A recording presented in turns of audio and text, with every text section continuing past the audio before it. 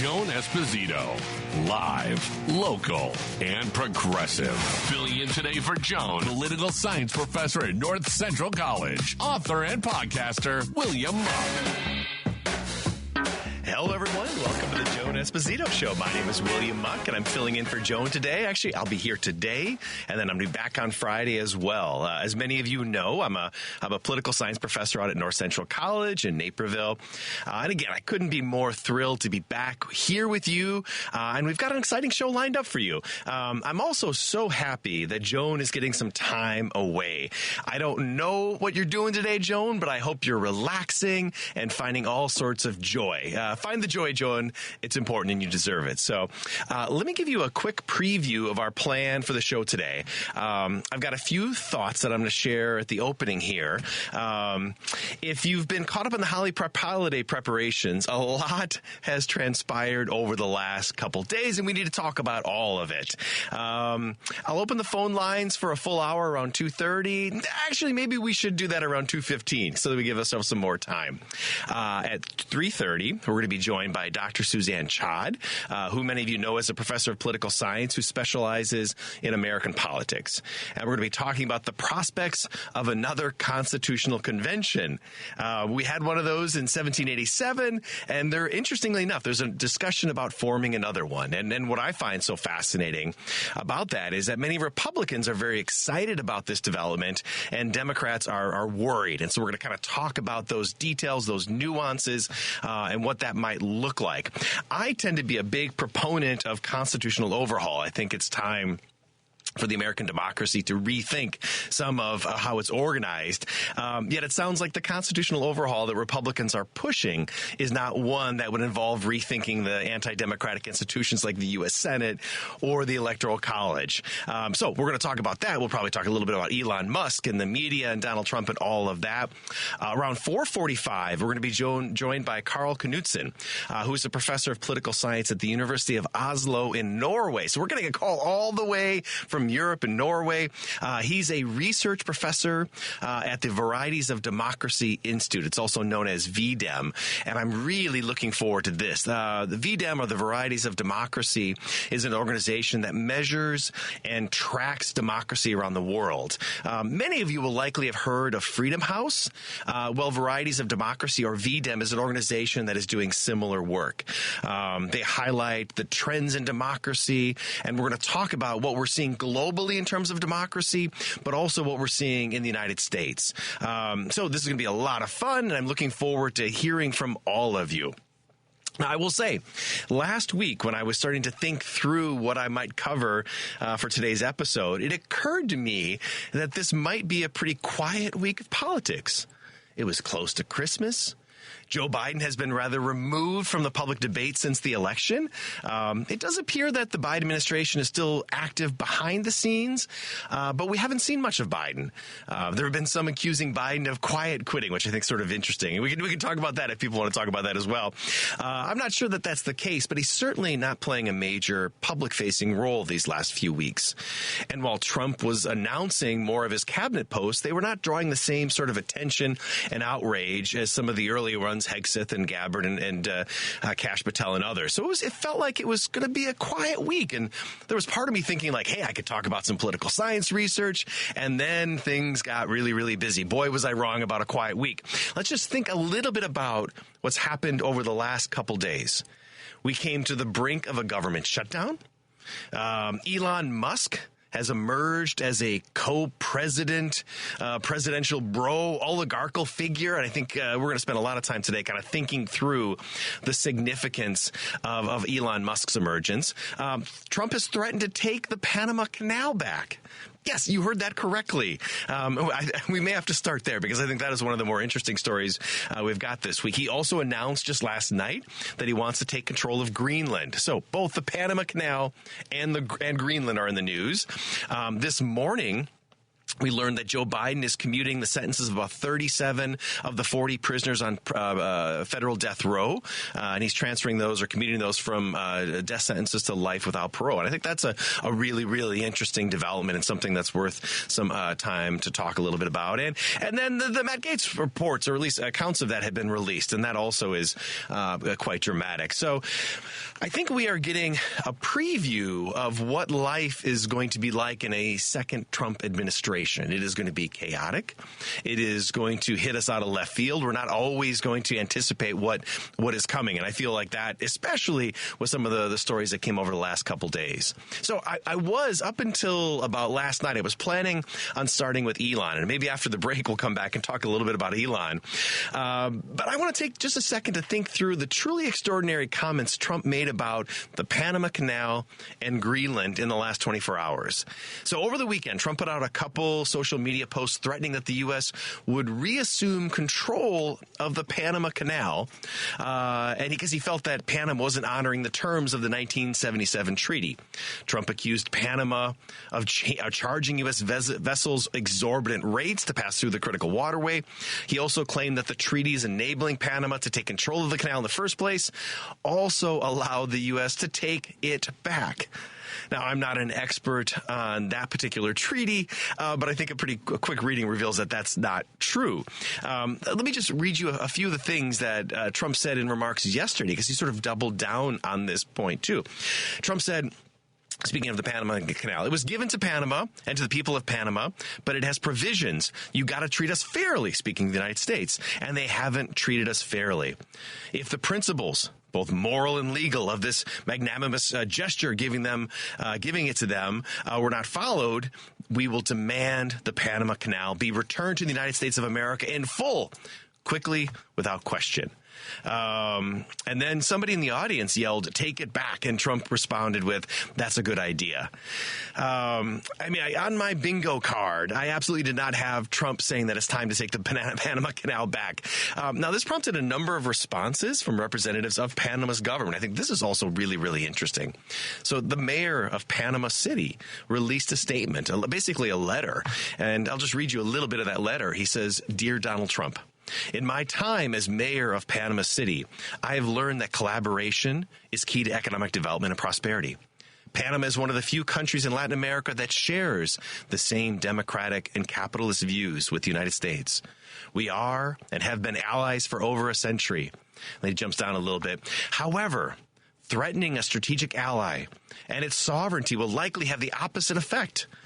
The president's position on the issue is clear. There will be no retaking of the canal or any Panamanian territory by the United States or any other country. The only thing achieved is to unite the Panamanian people. And he goes on, "You will find that in Panama, its president's willingness to sit down with its allies and discuss a path forward that reflects our values and our shared alliance. And if you choose another path, you will find a president and a people willing to stand strong in their country. We are not, and we will never be, the 51st state." This is really a fascinating comparison. We think about how Justin Trudeau responded when Trump said he was going to impose tariffs on Canada. Like, Justin Trudeau instantly flew down and was down at Mar-a-Lago, and that led to Trump referring to Canada as the 51st state. Well, what we're seeing out of Panama is sort of a direct pushback. And this is a pretty dramatic development. So the other interesting development is that Trump last night was also talking about, in his announcement of the new ambassador for Denmark, that we should take back, or not take back, that the United States should take Greenland.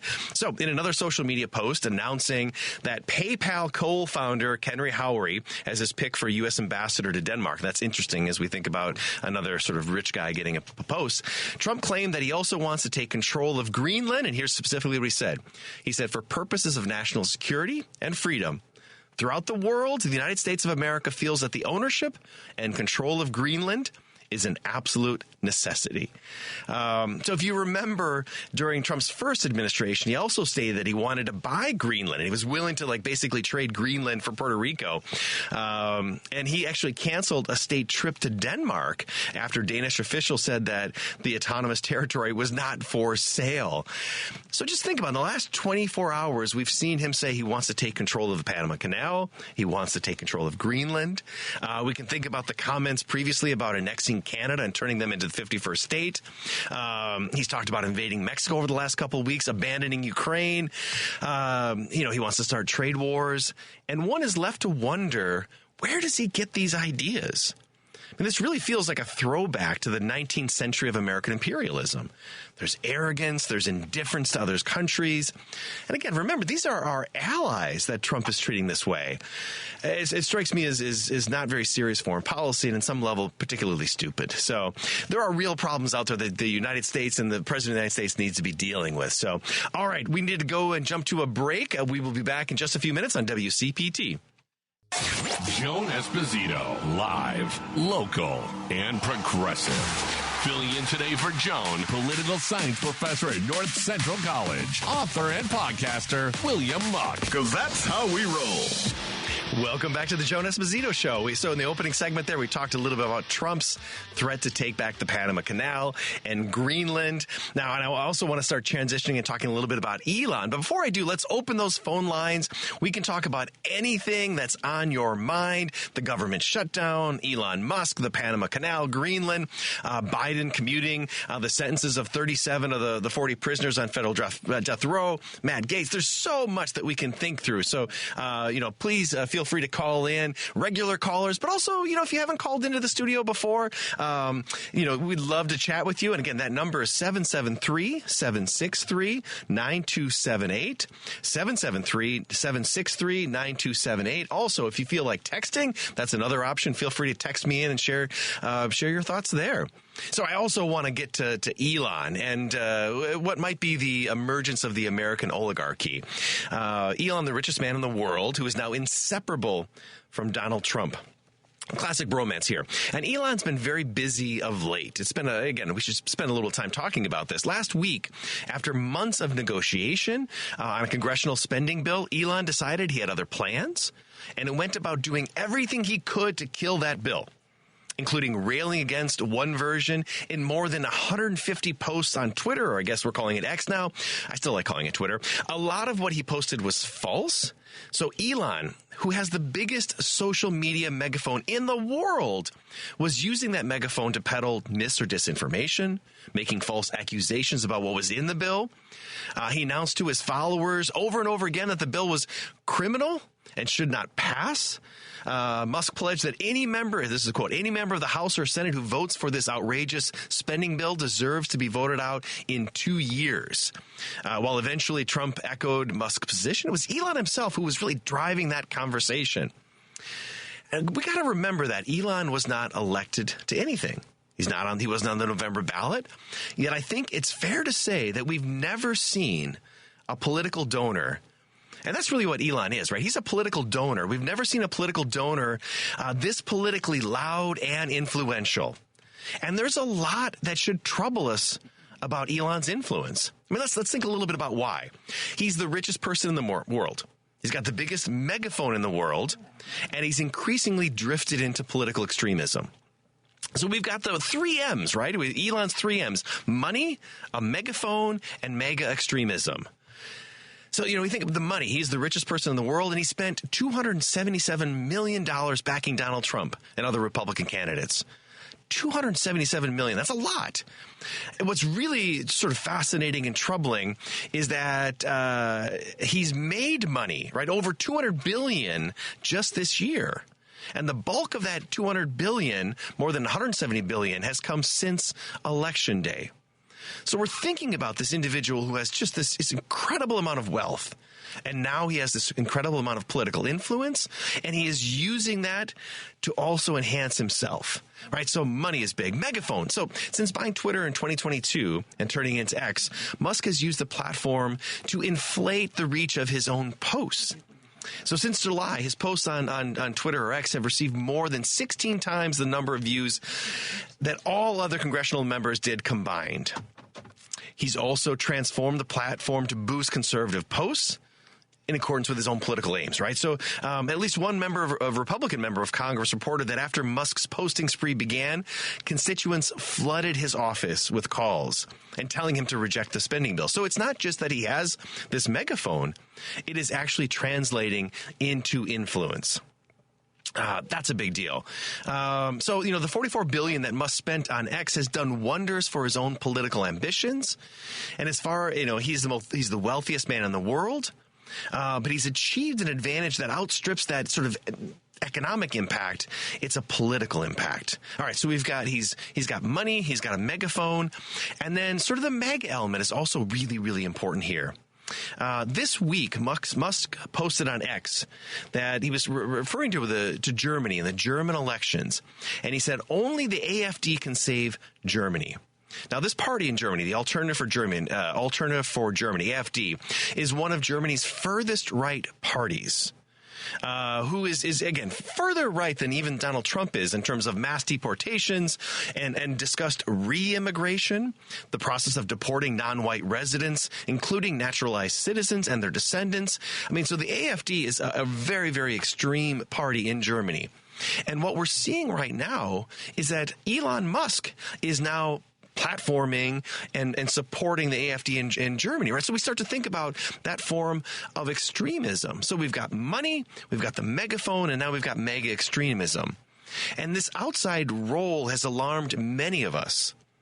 Elon's accumulation of political power has raised concerns that the country is drifting towards functioning more like an oligarchy, where Musk will push for policies that will further enrich his own wealth and his companies. And these are dramatic conflicts of interest. His businesses are dependent upon the government, and now we have an individual who's deeply tied to all of that. You know, when we tend to think of oligarchy, we think about places like Russia. Yet what Musk's role reveals is there are unelected individuals who are exerting a great influence on the U.S. government. And while Musk is the most prominent, Trump's cabinet is full of billionaires. While both Trump and Vice President Kamala Harris, they enjoyed abundance of ultra-rich supporters, right? There was lots of money flowing around on both sides. Just 10 billionaires gave 44% of all the money supporting Trump. That's why I think we're starting to see the word oligarchy be thrown around. This is really, really important as we think about those pressures, right? What's going on? This is a very distinct form of influence that we haven't seen beforehand. I also wonder, when will Donald Trump get tired of Elon Musk, right? They're both narcissistic individuals. This is something where I'm sort of curious about whether and when this relationship blows up. Because at some point, you're seeing all over social media now people posting about Elon being the one that's really pulling the strings. So I don't know. It feels like this one is also destined for failure as well. So, all right. I see we got some callers coming in. Jim in Chicago, welcome to WCPT. And Jim, you want to talk a little bit about Panama? Yeah, I was going to say that's a peculiar choice of words from the president-elect. Morality of the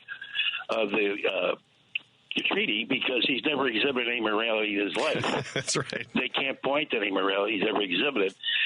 The other thing is, I think that this vote in the House bodes well for, maybe we'll see other 4 Yuletides on Earth after this administration, because of the fact that I think that anybody with a political future, a young House of Representative or somebody who has a more political ambition than that, has to realize that entertaining the bizarre thoughts of billionaires isn't going to get you elected. I don't know how long it'll last, but it can't get you elected. We can't. It would invite everybody with a few bucks to entertain whatever bizarre thought that they have. And I don't think that's possible. And I think this is very encouraging, this vote, because they realize that as a party, the grand old party, that they'll exist after MAGA, because Trump's 80 years old. He's not going to, how many more years can he live? And if they're young and they're ambitious and they really have an honest-to-goodness policy in their heart and mind, they're going to bring it forward. And I think that's encouraging for this Christmas season, because that's the only thing I can look forward to. Anyway, you have a great show, Professor Muck. Take care of yourself. Thank you. Thanks so much, Jim. No, I think this is a really important point, right? There was some pushback against Elon and against Donald Trump, and they essentially went back to the initial bill that Donald Trump, or that Elon was so upset about, and that is a good sign. I agree with you there, Jim, that there was, at least for a short period of time, some sanity was brought to this conversation. What's interesting to me is how one individual can sort of just pull the conversation in an entirely different direction, right? So it felt like, as we think about the negotiations over the budget, this is not something that begins a couple days before they move to the vote. This was months of slow and deliberate conversations. The speaker has a very, very tenuous advantage. So he was pulling in a lot of Democrats because he knew this was just the reality that whatever he goes with was not going to work. And what you saw was that once Elon sabotaged this, it wasn't just the most conservative Republicans who pushed back against. It was some moderate Republicans as well. And as we think about, I think about this moving forward to the midterms. And again, midterms are a long ways away, but there are a lot of individuals, Republicans in the House, who that position is somewhat tenuous, right? They have to think about, how am I going to succeed moving forward, knowing that when the midterm comes around, this is going to be a difficult time for Republicans to get elected. So they have to be strategic, thinking about, do we embrace Donald Trump, and to what degree do we embrace him? What's interesting is that Elon was very clear about the idea that they were going to primary these individuals. If they didn't get in line, that was what was going to happen, that they were going to primary, they were going to target them, and they were going to move on. I think that's a sign of the approach that Elon is going to take. I'm not sure that's a sign of success for Republicans, right? They have to think about, how do we keep this coalition moving forward? And again, the early signs that we're seeing is that this is not particularly a well-organized party.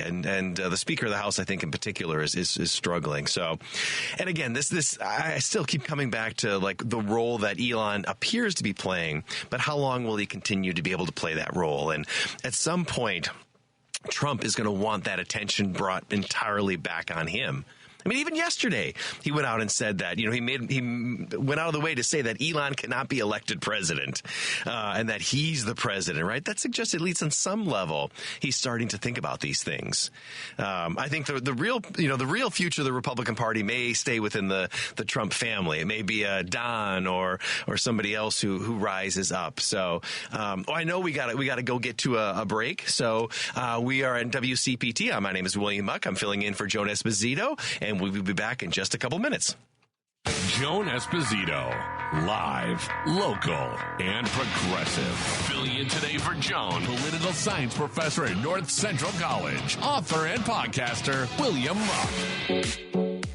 Welcome back to the Joan Esposito Show. The phone lines are officially open, so feel free to give us a call or give us a text at 773-763-9278. We'd love to get some calls in here, especially those callers who normally don't call. If you got something to say or thoughts about what's going on in the political world right now, please do give us a call.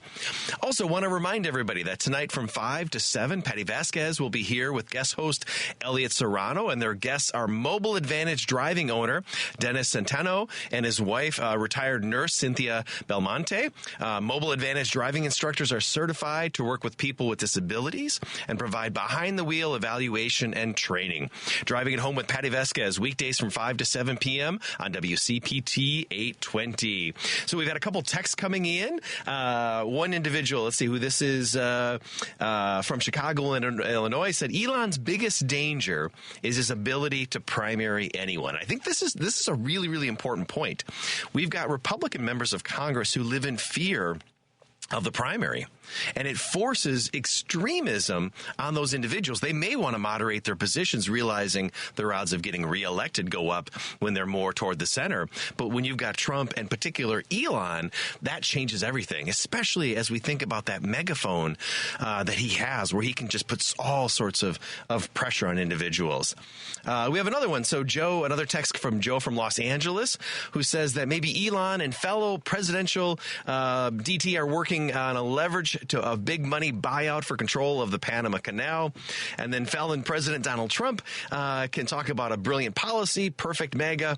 It is a good question. I find myself wondering, what is motivating Trump's interest in the Panama Canal? I don't know, but who is the Trump whisperer who keeps telling him that Panama and Greenland, these are very curious things, right? In terms of the grand scheme of international politics issues, they're not the biggest ones. So it's very, very curious that's what we're looking at. So speaking of Panama, we have caller Dave from Hoffman Estates who wants to talk a little bit about Panama.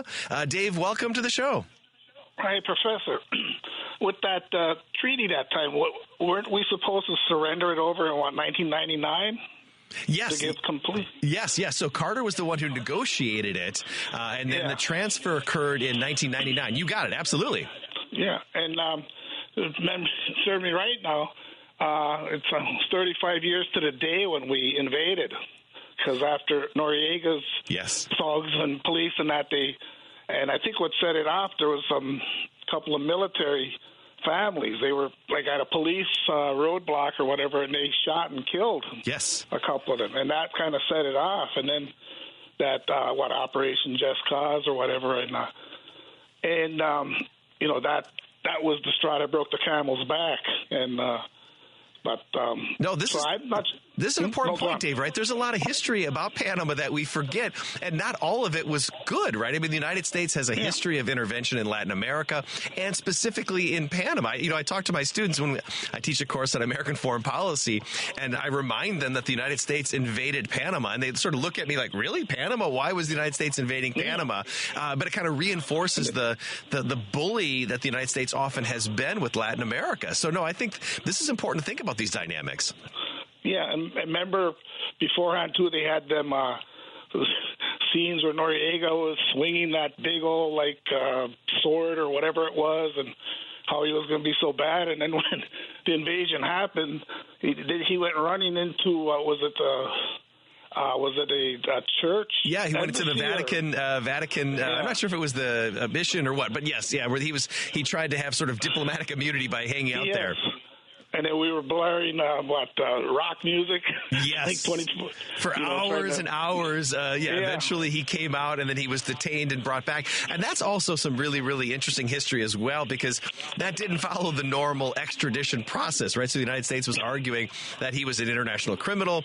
Well, normally, if you want to bring somebody in, there's a detailed extradition process. That wasn't followed. He was brought back to the United States, charged, and then ultimately, after years of being held in the United States, he was released. And if I remember my history correctly, then he maybe went to France and then ultimately back to Canada, where he was charged at all different places. So he was charged all over the world for criminal behavior.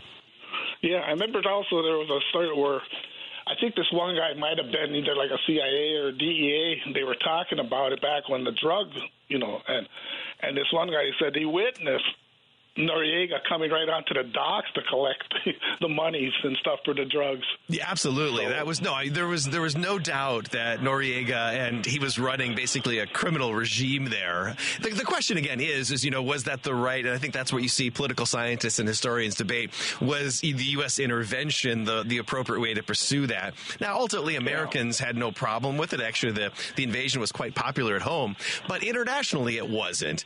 And so then when we put that in the context of what Trump has said over the last couple days, I can guarantee you that people living in Panama, but people living throughout Latin America, are worried and troubled by this kind of language where the United States is saying, hey, we may take the Panama Canal back, right? The Colossus of the North. That's oftentimes how the United States is referred to in Latin America, is once again reemerging to bully smaller countries in the region. And again, why that matters is it makes it more difficult for the United States to have productive foreign policies with those countries.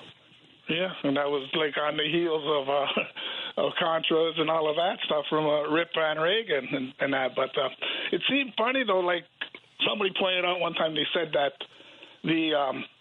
they were somewhat under control when they had this little mini dictator like him, and then in Iraq when they had Hussein, and then when we did that, that's when everything went south, Right. Well, this is another really, really important point as we think about the fallout from some of these actions. Now, I don't think that Donald Trump is actually going to use force to take back the Panama Canal, but it's so odd and curious. Why would he even raise this issue? Because it is going to send ripple waves or waves through the region as they start to worry about the United States engaging in more aggressive behavior. Right. The United States has somewhat of a history of behaving that way in Latin America, and so it's going to concern people.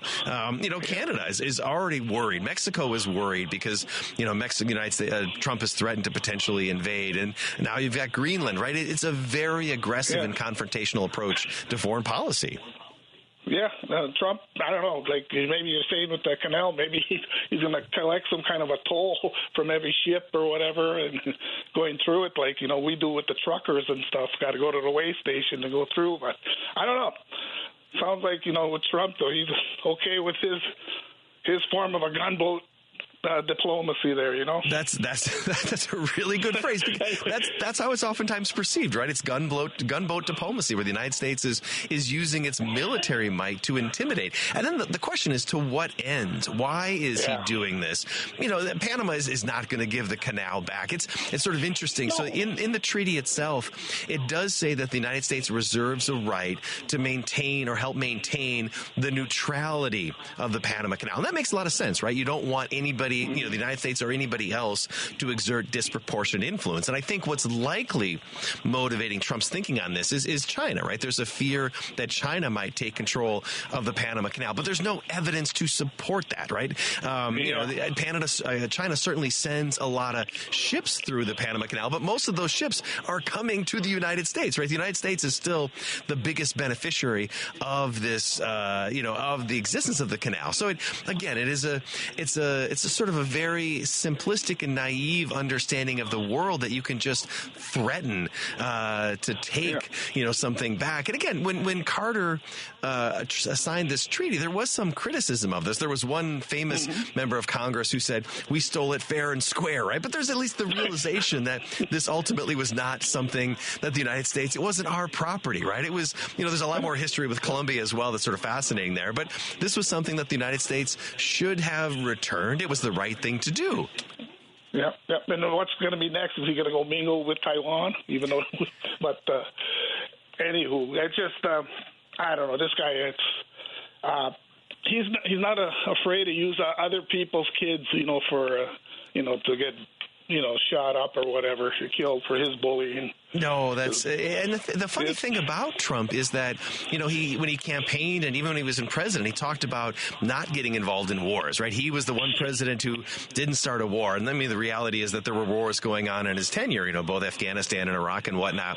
But he talks about not wanting to do this. But the language that he uses with other countries is so confrontational. Whether we're talking about how he dealt with North Korea or China, or more recently dealing with Canada. Right? This is not how you conduct diplomacy. This is how you alienate people. And again, it strikes me as simplistic, naive, and just sort of offensive. The rest of the world is looking at the United States and growing increasingly frustrated with the way that we're behaving. Hey, Professor, before I clear off, I'm not much of a Bible thumper, but didn't it say in the good book that that one would come on as a peacemaker?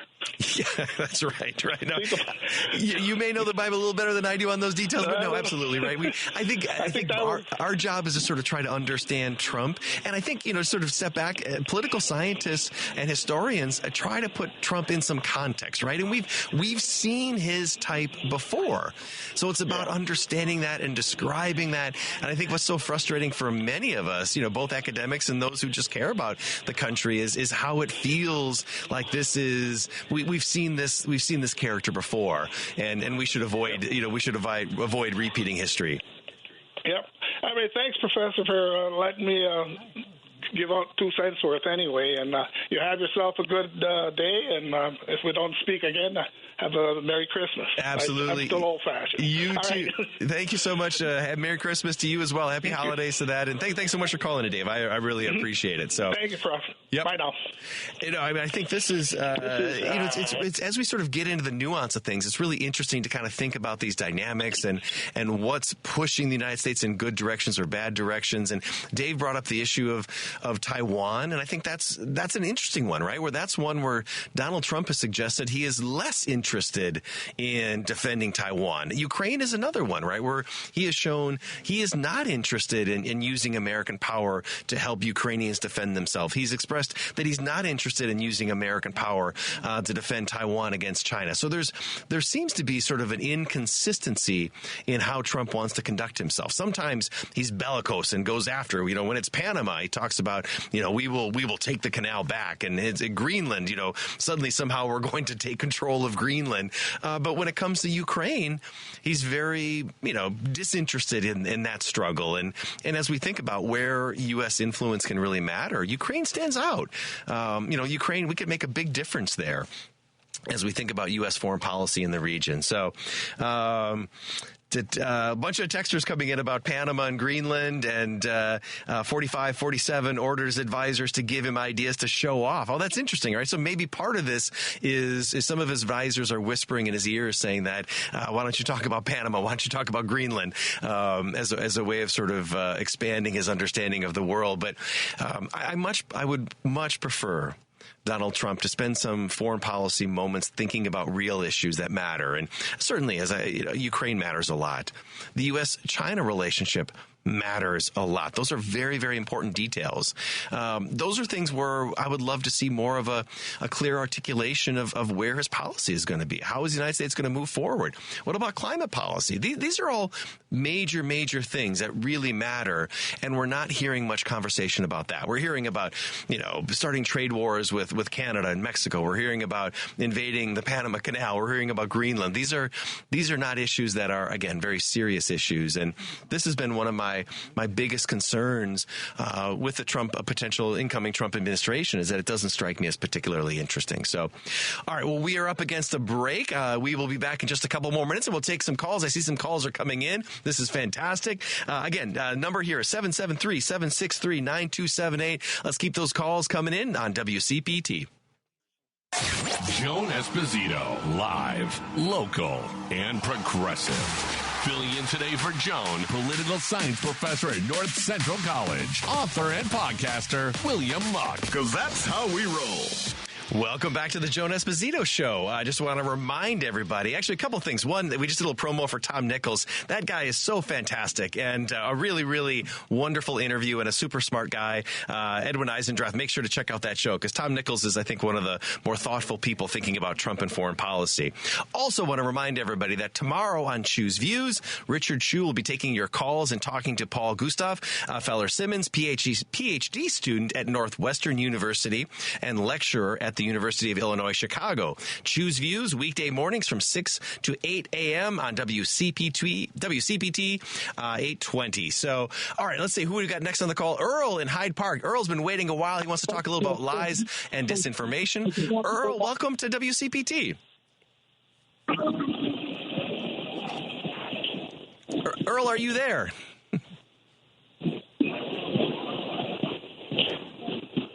I'm not sure Earl is there. Maybe we'll come back. So we also have Ron in Michigan who wants to talk a little bit about the Panama Canal and the role of China plays in there. Hey, Ron, welcome to the Joan Esposito Show. Hello, Professor. I don't want to belabor the point, but I understand that Chinese are they're leasing the canal. That they have the maintenance contract or something to that effect. Is that correct? Yes. So it's an interesting thing. They have some contracts to provide services, but they do not have any sort of operational control of the canal as well. And I think that probably what you're speaking of is probably what's prompting some of the concern. And again, those are legitimate concerns as you think about if China were to gain a foothold in the operation of the Panama Canal, right? So if China had any role to say who comes through, what rates are going to be, but their role right now is really more maintenance. It's got some operational contracts, but they have no real influence in terms of what actually happens there. Okay, I don't trust the Chinese, or do I? I don't trust Trump. But sure. something that's very concerning me. Did you hear about the shootout Thursday night in Berwyn, where Nick Fuentes was attacked by a man named Lyons, who supposedly had killed two people before? And Fuentes was not injured, and Lyons was killed by the Berwyn police. Now, I was asking myself, what's Fuentes doing in Berwyn? And Trump has said that he's going to use paramilitary forces and the military and our Border Patrol to round up and starting in Chicago. I'm just wondering if Fuentes was in Berwyn to start coordinating with the Proud Boys. And if that's the case, what Roger Stone would not be far behind, because I understand he is like one of the leaders or founders of Proud Boys. So that's something that's concern me, and I haven't heard very much about that. What do you have any thoughts on that?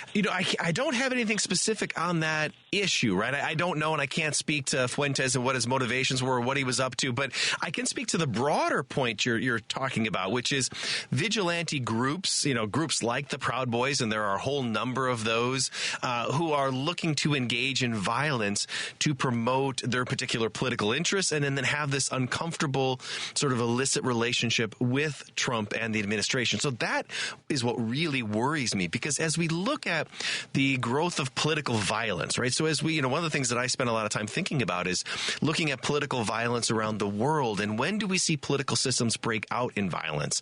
And when you see groups like the Proud Boys or individuals like Fuentes who are sort of troublemakers, you could think of it as sort of like laying the kindling of fire. And incidents like that create the space where greater violence can play out. Violence like January 6th or other similar incidents. And I think we're in a really dangerous, precarious moment where it is likely to see incidents like that. And there may not be a direct relationship between Trump and these groups, right? Trump may not be out there saying, I want you to do this. But they sort of take his lead. They listen to the arguments that he puts out there, and then they go about pursuing their own initiatives. And that's really, really problematic.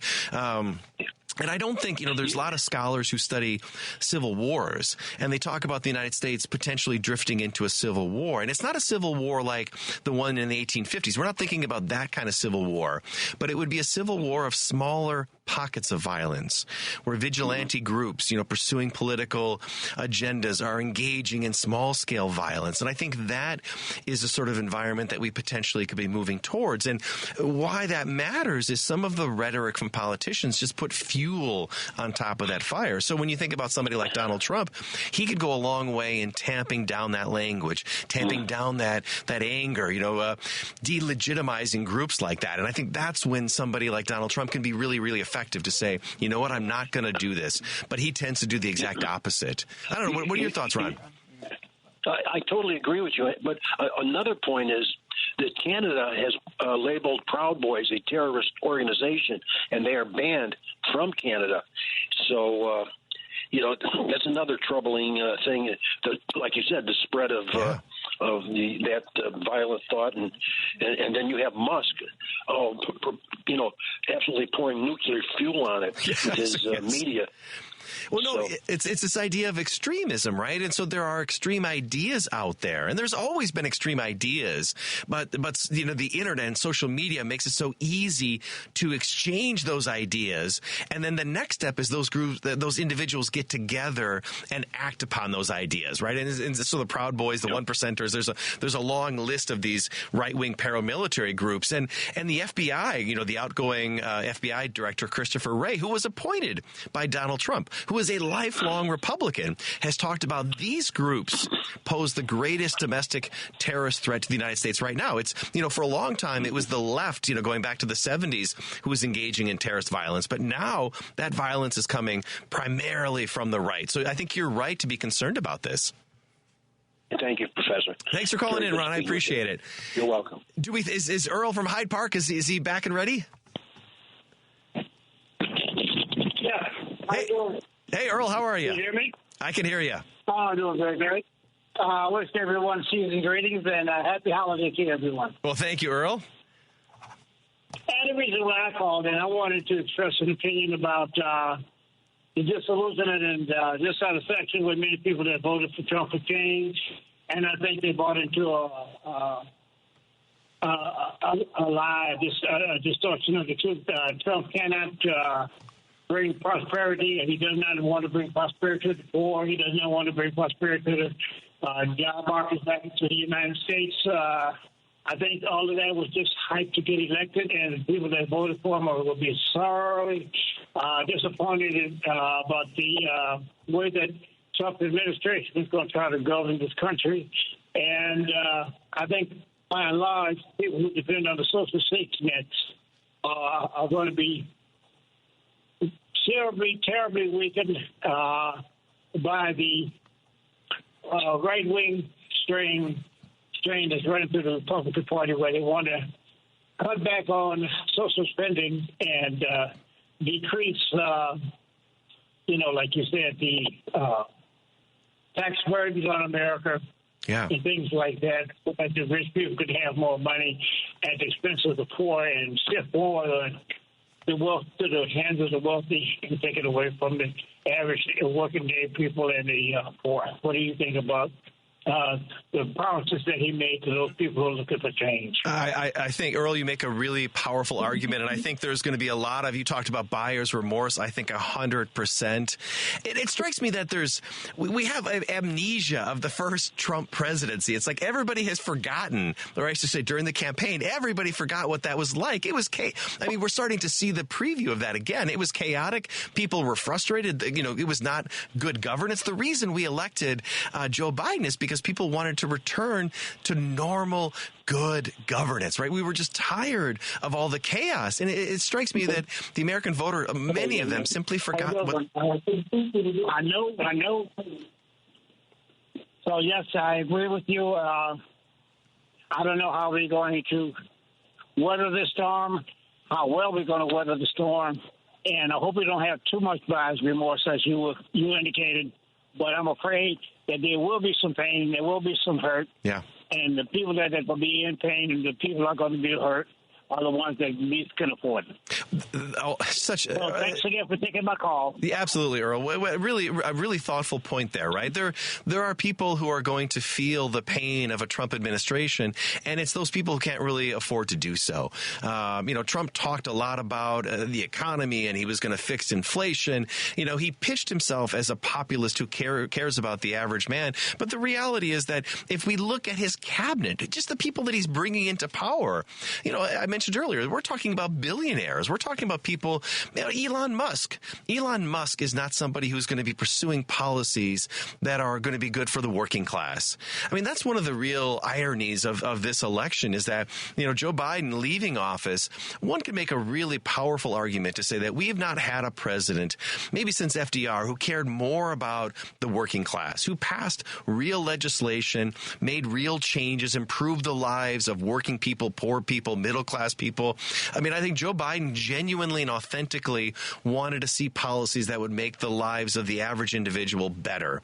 And those policies weren't really focused on the uber rich, but we're going to be transitioning to a Trump presidency where I think it's really, really likely that many of those policies are going to be focused on the billionaires, the Elon Musks. Elon is already talking about deregulation, right? Deregulation. There's too much regulation out there. Well, oftentimes regulation is really important and really valuable, whether that's economic regulation or regulation of companies, because you create that government regulation to protect individuals and to prevent some exploitation. So, we're drifting into a place that feels uncomfortable, and I think you're absolutely right to say Trump put a bill of sale out there that he's not going to be able to deliver on. So really, really thoughtful. Thank you so much, Earl, for calling in. All right, before we go to break here, we've got WCPT is doing a competition, a little contest here.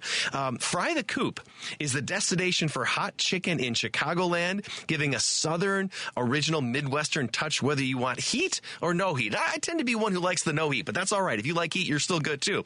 Featuring chicken sandwiches, tenders, chickens and waffles, and now nuggets, all delivering happiness and each crunchy bite. Proudly not using seed oil, frying all of their menu items 100% in beef tallow. So stop by the Coop today at one of its many locations from Oak Lawn, Chicago, Elmhurst, Darien, Prospect Heights, Tinley Park, and Bolingbrook. You can have heat, no heat, mild, medium, hot, or crazy insanity. I don't know what crazy insanity is in terms of what that tastes like. I'm going to avoid that one, but you all should go ahead and try it.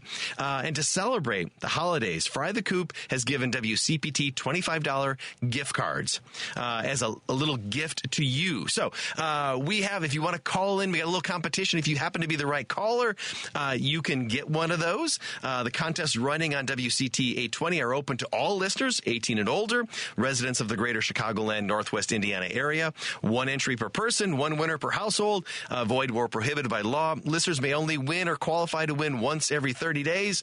That's 773-763-9278 if you want to jump in on the competition. And we're going to head to break, and we'll be right back in just a few minutes on WCPT with some more calls. Joan Esposito, Live, local, and progressive. Filling in today for Joan, political science professor at North Central College, author and podcaster, William Muck. Welcome back to the Joan Esposito Show. I'm William Muck filling in today. I just want to remind everybody that tomorrow during this time slot, Tori Ryder will be in for Joan, and she'll be talking to Neil Minow, Vice Chair of Value Edge Advisors. That discussion will focus on the Boeing passenger lawsuit that a Texas judge recently threw out because there's a standard DEI paragraph in it. Really fascinating. Tori will also welcome banned books author Sharon Biggs Waller, who will talk about her latest novel, Girls on the Verge, and labor consultant and organizer Amy B. Dean. That's Joan Esposito, live, local, and progressive, weekdays from 2 to 5 p.m. on WCPT. So we've had a couple texters that have been posting and are sending in messages asking about whether the United States is moving towards plutocracy or moving towards fascism. And then I think it was Mark also said that he thinks Trump and Musk, they're playing a game of Risk with the fascist oligarchies of Russia and China, and his allies are splitting up the world between them. This is really sort of interesting conversation as we think about what form of government is the U.S. drifting towards. The word fascism is so complicated and messy. In the past, I have been reluctant to use it just because there's so much, it's so loaded with the history of Hitler and whatnot. But I definitely think if we think about accurate definitions, I am concerned about the prospects of a Trump administration drifting in a more fascist direction. Certainly, I'm very comfortable with the term authoritarianism. I think Trump has clear authoritarian tendencies, and we're starting to see those already. So these are concerns that I have, and I think as we move more into the Trump administration, we have to be very, very aware of what's going on so that we can accurately describe those behaviors and tendencies. All right, let's go to Curtis, who's joining us today. Hey, Curtis, welcome to the Joan Esposito Show. Nice to chat with you. Well, thank you very much, Professor Muck, and you are from my hometown. Hey, all right, Naperville. You're a professor. Absolutely.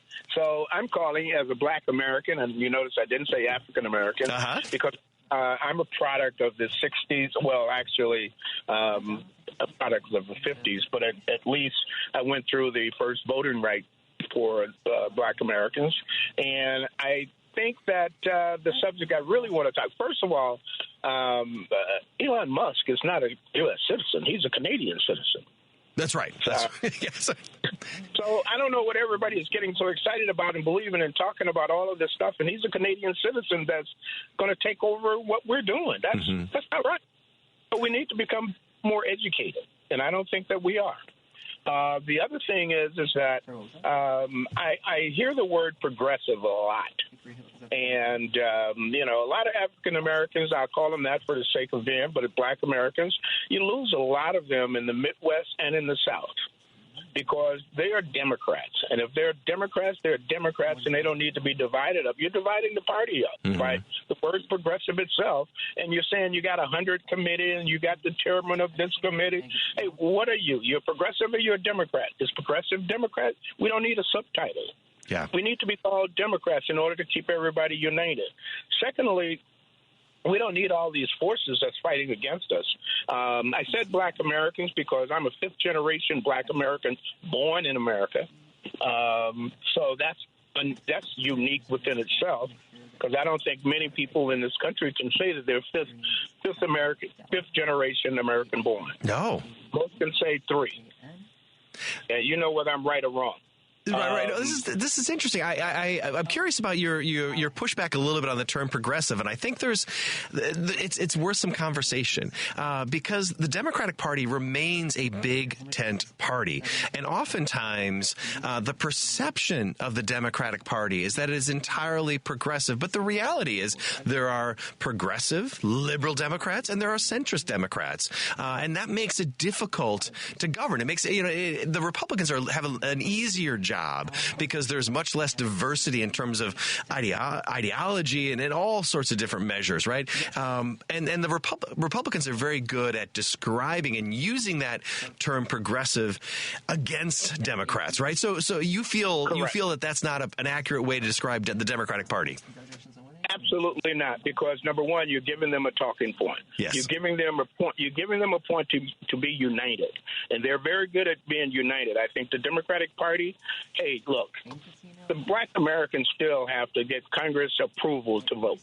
Mm-hmm. So come on now, let's face it. And a lot of people that are calling themselves progressive, I don't think they even know that. Yeah. And the other thing is that some of the progressives, some of the black voters, and correct me if I'm wrong, I think the black community or the black voters make up a large percentage of the Democratic Party. Oh, a big chunk, right? I mean, and especially as we think about the more recent elections, you know, when you see the black vote for the Democrats is truly been extraordinary. I always joke that it's at North Korean levels, right? You don't see any other group voting in support of one party as you have seen, you know, black voters in the United States voting for the Democratic Party. It's really extraordinary. Now, it's starting to shift a little bit, and Trump was able to pull some black voters away this time. But it is really fascinating to kind of think about that connection between black voters and the Democratic Party. Well, a lot of those black voters that pulled away because they saw a diversion there, because they saw that Trump supposedly gave them money to support them, and that was actually just him signing the check. A lot of them didn't realize that because uneducated voters, and I have to go to the Midwest and the South, and I know that a lot of the progressive are coming from the East and West. And I got to tell you, you know whether I'm right or wrong here, but they haven't done a deep dive into the people that really was helping form the Democratic Party. Yeah, those people like myself, I'm quote unquote a Democrat person. I am also a political science communications. That's what my degree was in. Oh, I love it. Love it. A fellow political scientist. So what I'm saying is that we need to stop it, because you're being divisive, even though you're saying you're being a progressive. And I heard Tom yelling about progressive and this and that. Hey, come on now. Let's get real here. If you want to unite the party, then let's choose one word. You're not choosing progressive and then the Democrat. People are confused. Well, and oftentimes these framing issues matter so much, especially when the other side is going to use that term against you.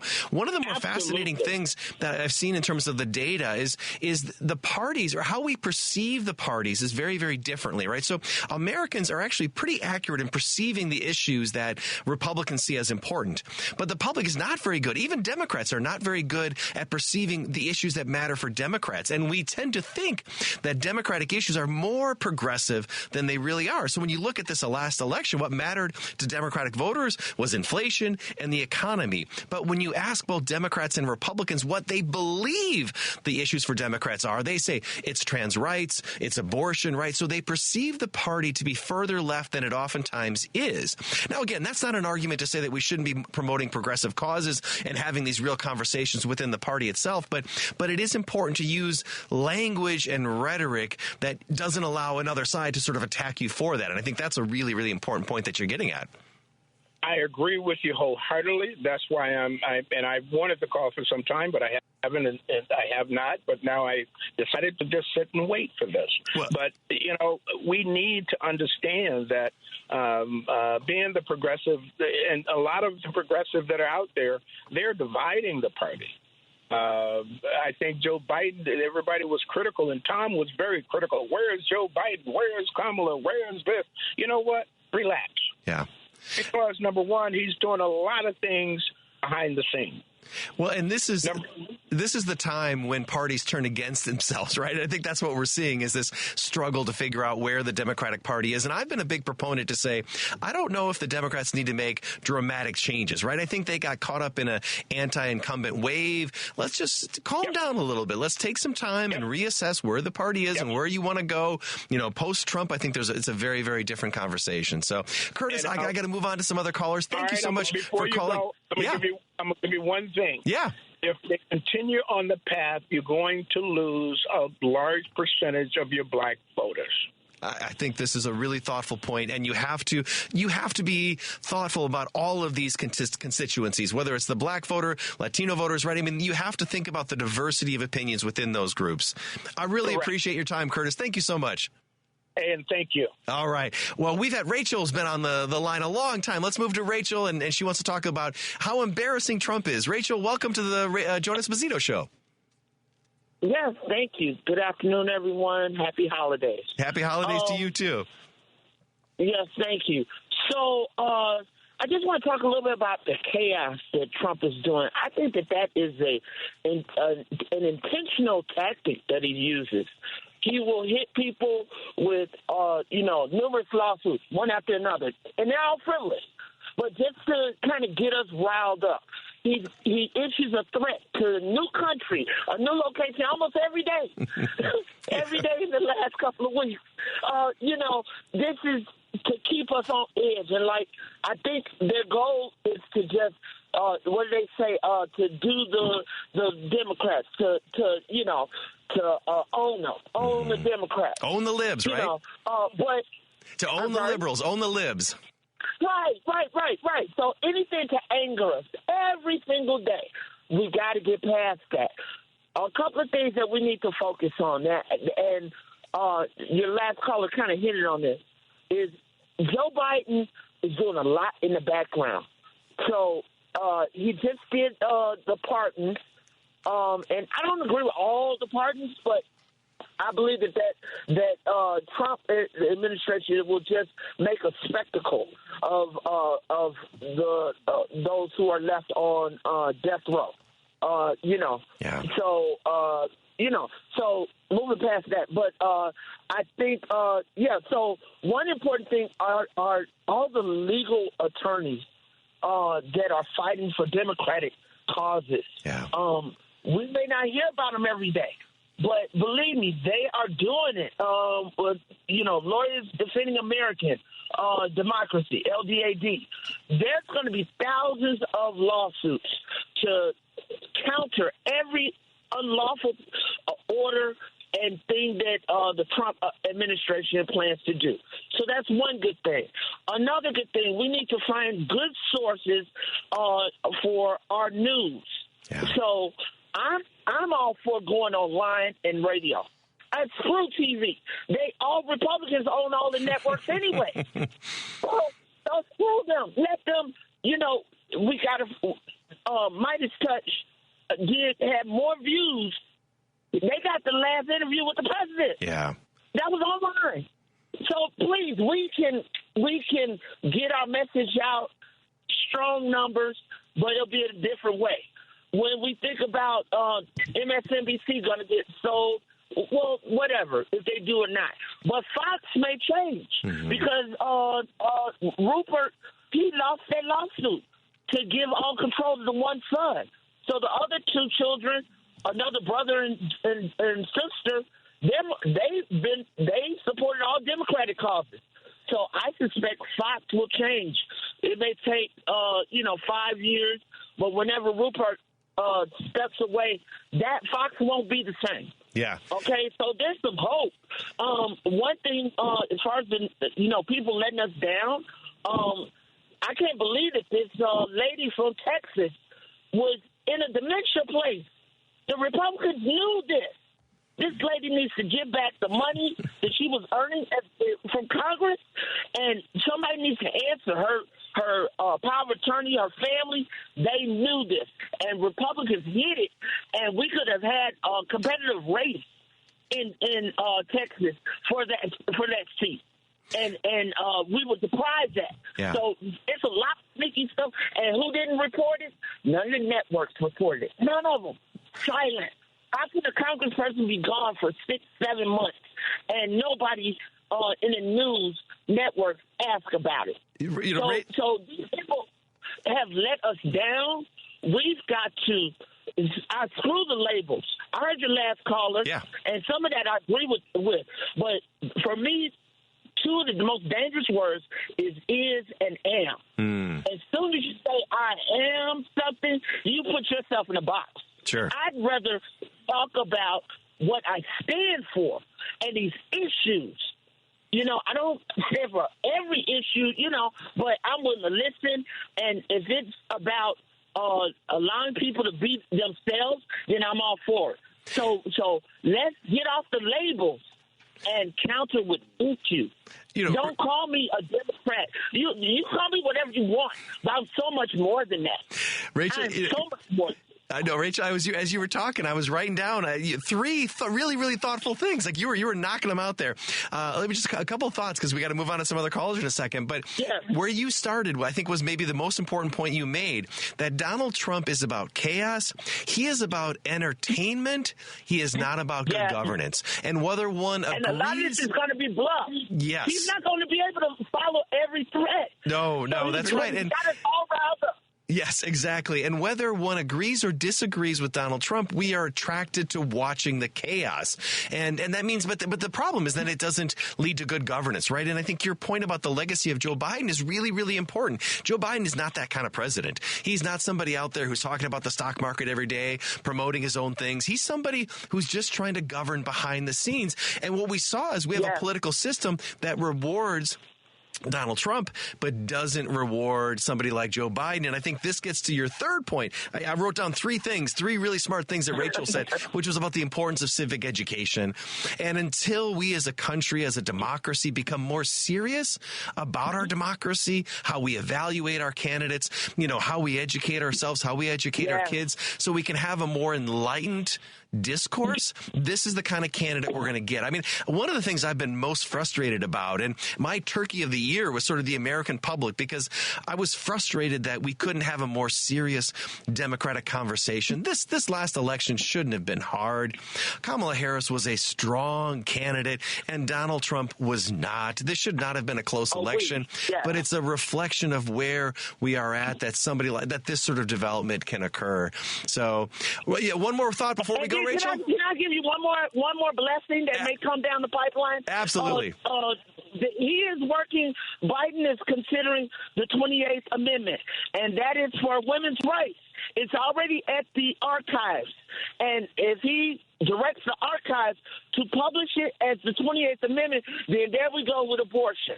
Okay, so we got some nuggets.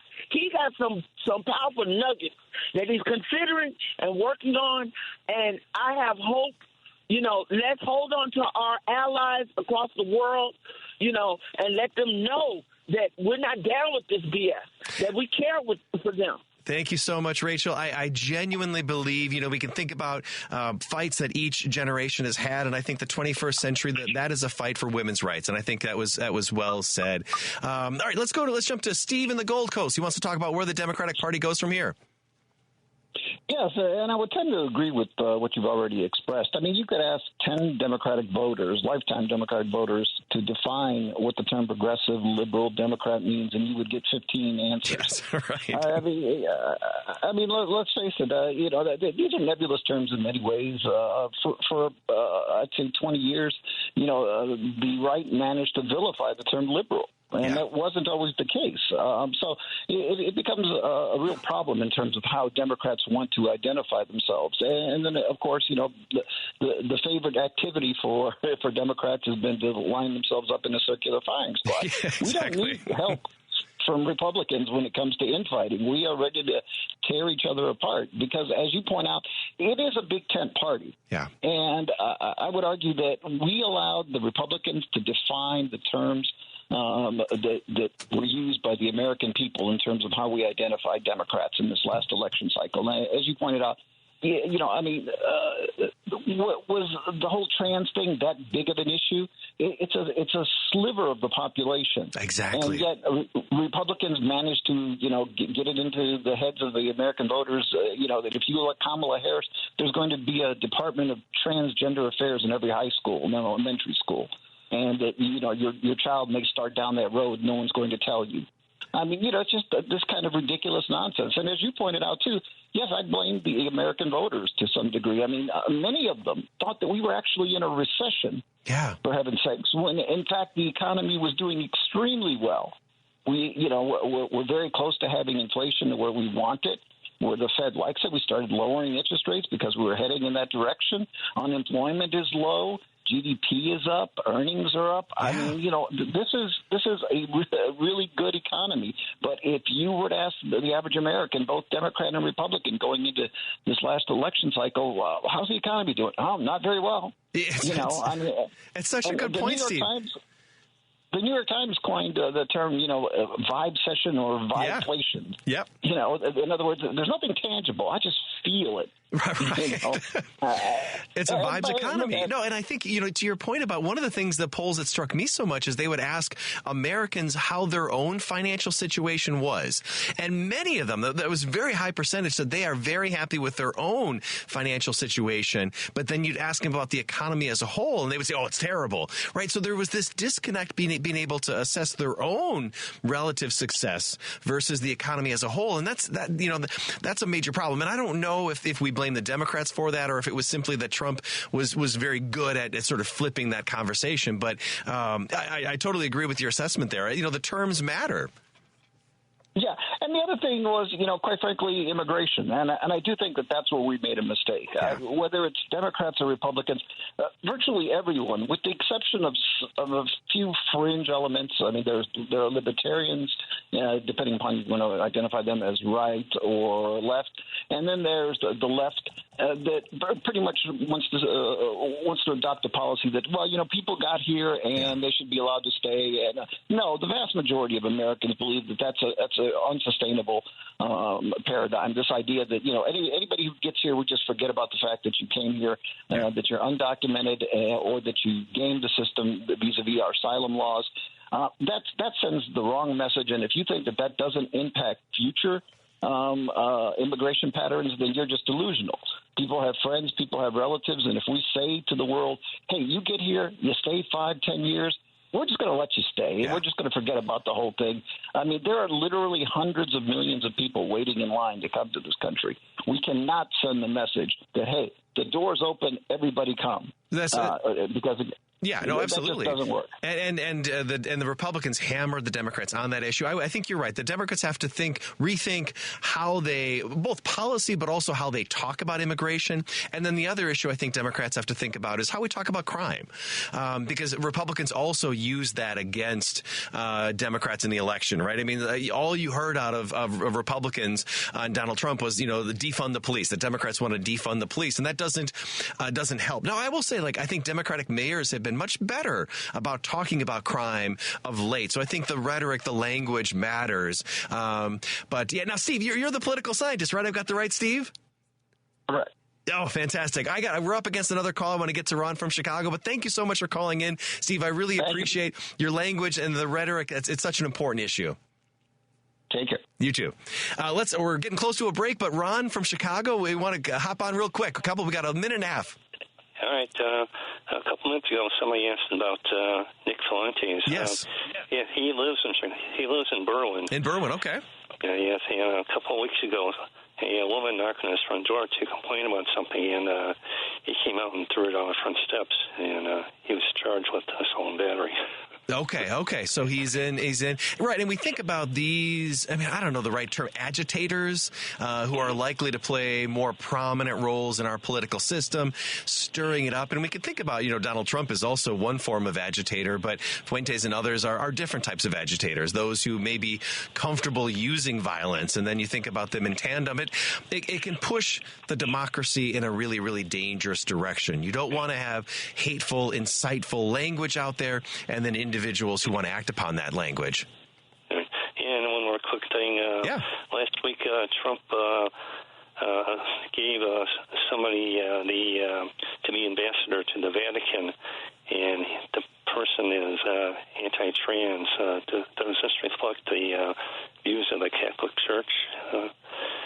That's an interesting question. That is a really interesting question as we sort of think about, where the Catholic Church is. And it's also in a transitional moment, right? It's sort of thinking where it wants to move in the future, the potential of a new pope moving forward. So much like the American democracy, the Vatican is also shifting and trying to decide whether it wants to shift back in a more conservative direction or whether it wants to continue or it wants to move in a more progressive direction. I would guess conservative, but I'm far from the expert to weigh it on that. Well, Ron, we are up against the break. Thank you so much for calling in and offering a little bit of insight there. All right, we need to move to a break. When we come back, we are going to be joined by Professor Dr. Suzanne Chad, who's a professor of political science of American politics, and we're going to start by talking about another constitutional convention, and is that likely to happen? So this is WCPT. We will be back in just a minute. Joan Esposito, live, local, and progressive. Filling in today for Joan, political science professor at North Central College, author and podcaster, William Muck. Because that's how we roll. Welcome back to the Joan Esposito Show. I am so excited to be joined by our next guest, who I talk to all the time, but I really love talking to on the radio. We are joined by Dr. Suzanne Chad, who is a professor of political science at North Central College, and she specializes in American politics, but she knows a lot about everything. Welcome back to WCPT, Suzanne. What's up, Bill? How are you? I'm doing wonderful. You know how it is. We're talking politics. It's wonderful. So, Merry Christmas, Happy Holidays, Hanukkah, all of those things. I hope you're enjoying some time away from campus. I am. I hope you are too. Yes. Doing a little radio, which is extra fun. So, of course. So I want to start, and this is sort of I texted you about this is a random thing, but I want to talk to you about the prospect of another constitutional convention. And there's been some writing recently about this.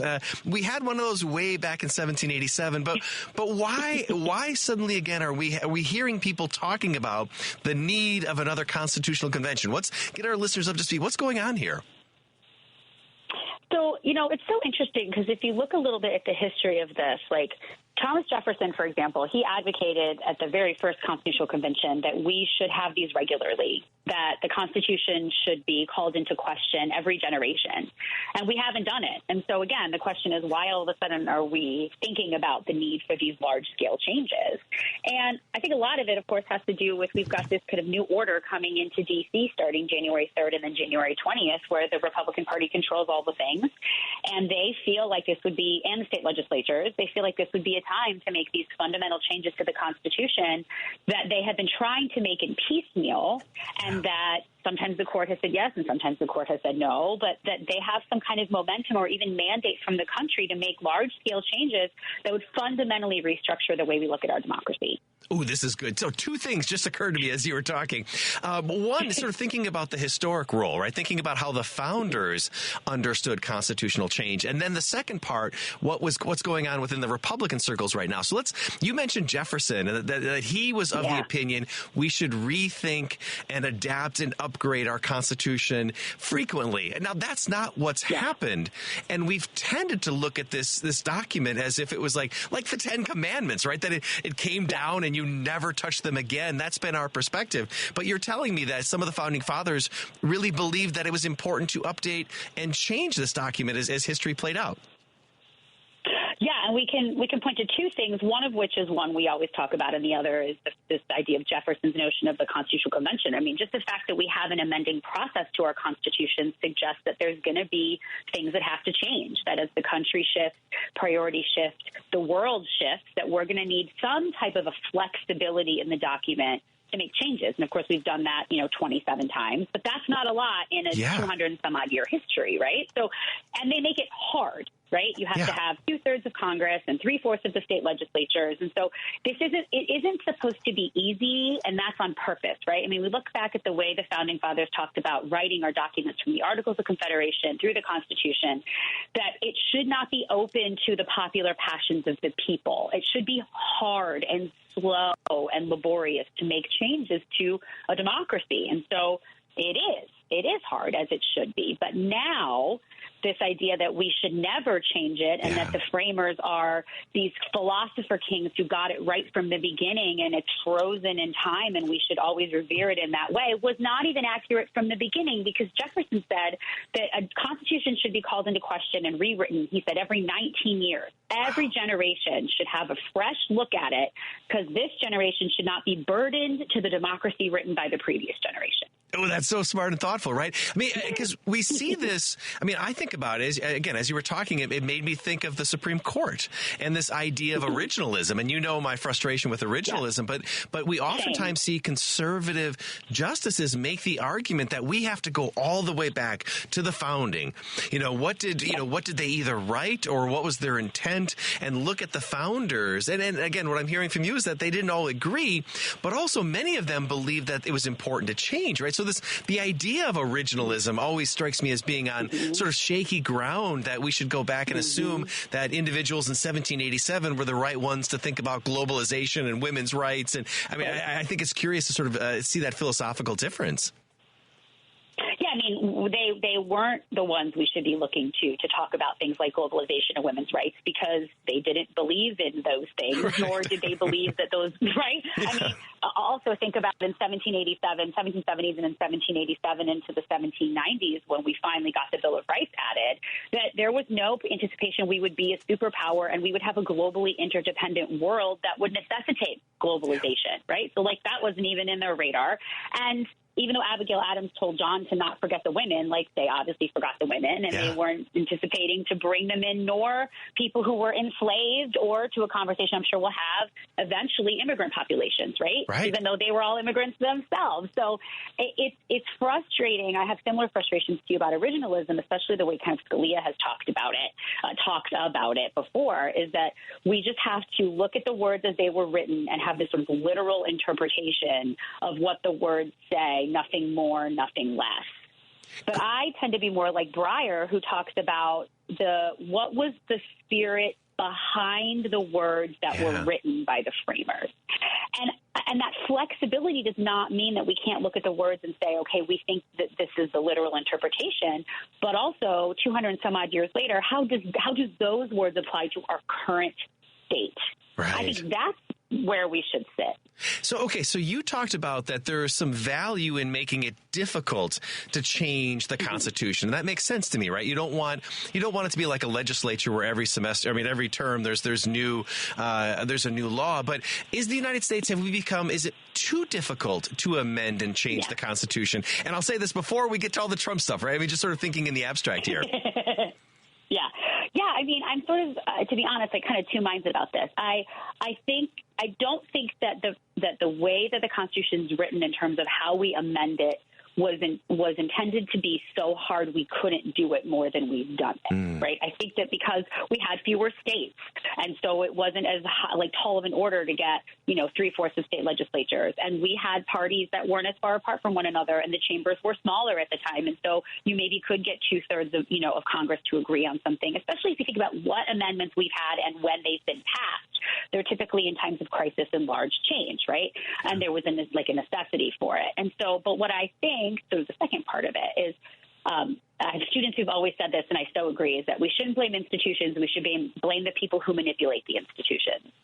And as an institutionalist, I love that, because it takes the pressure off the institutions, right?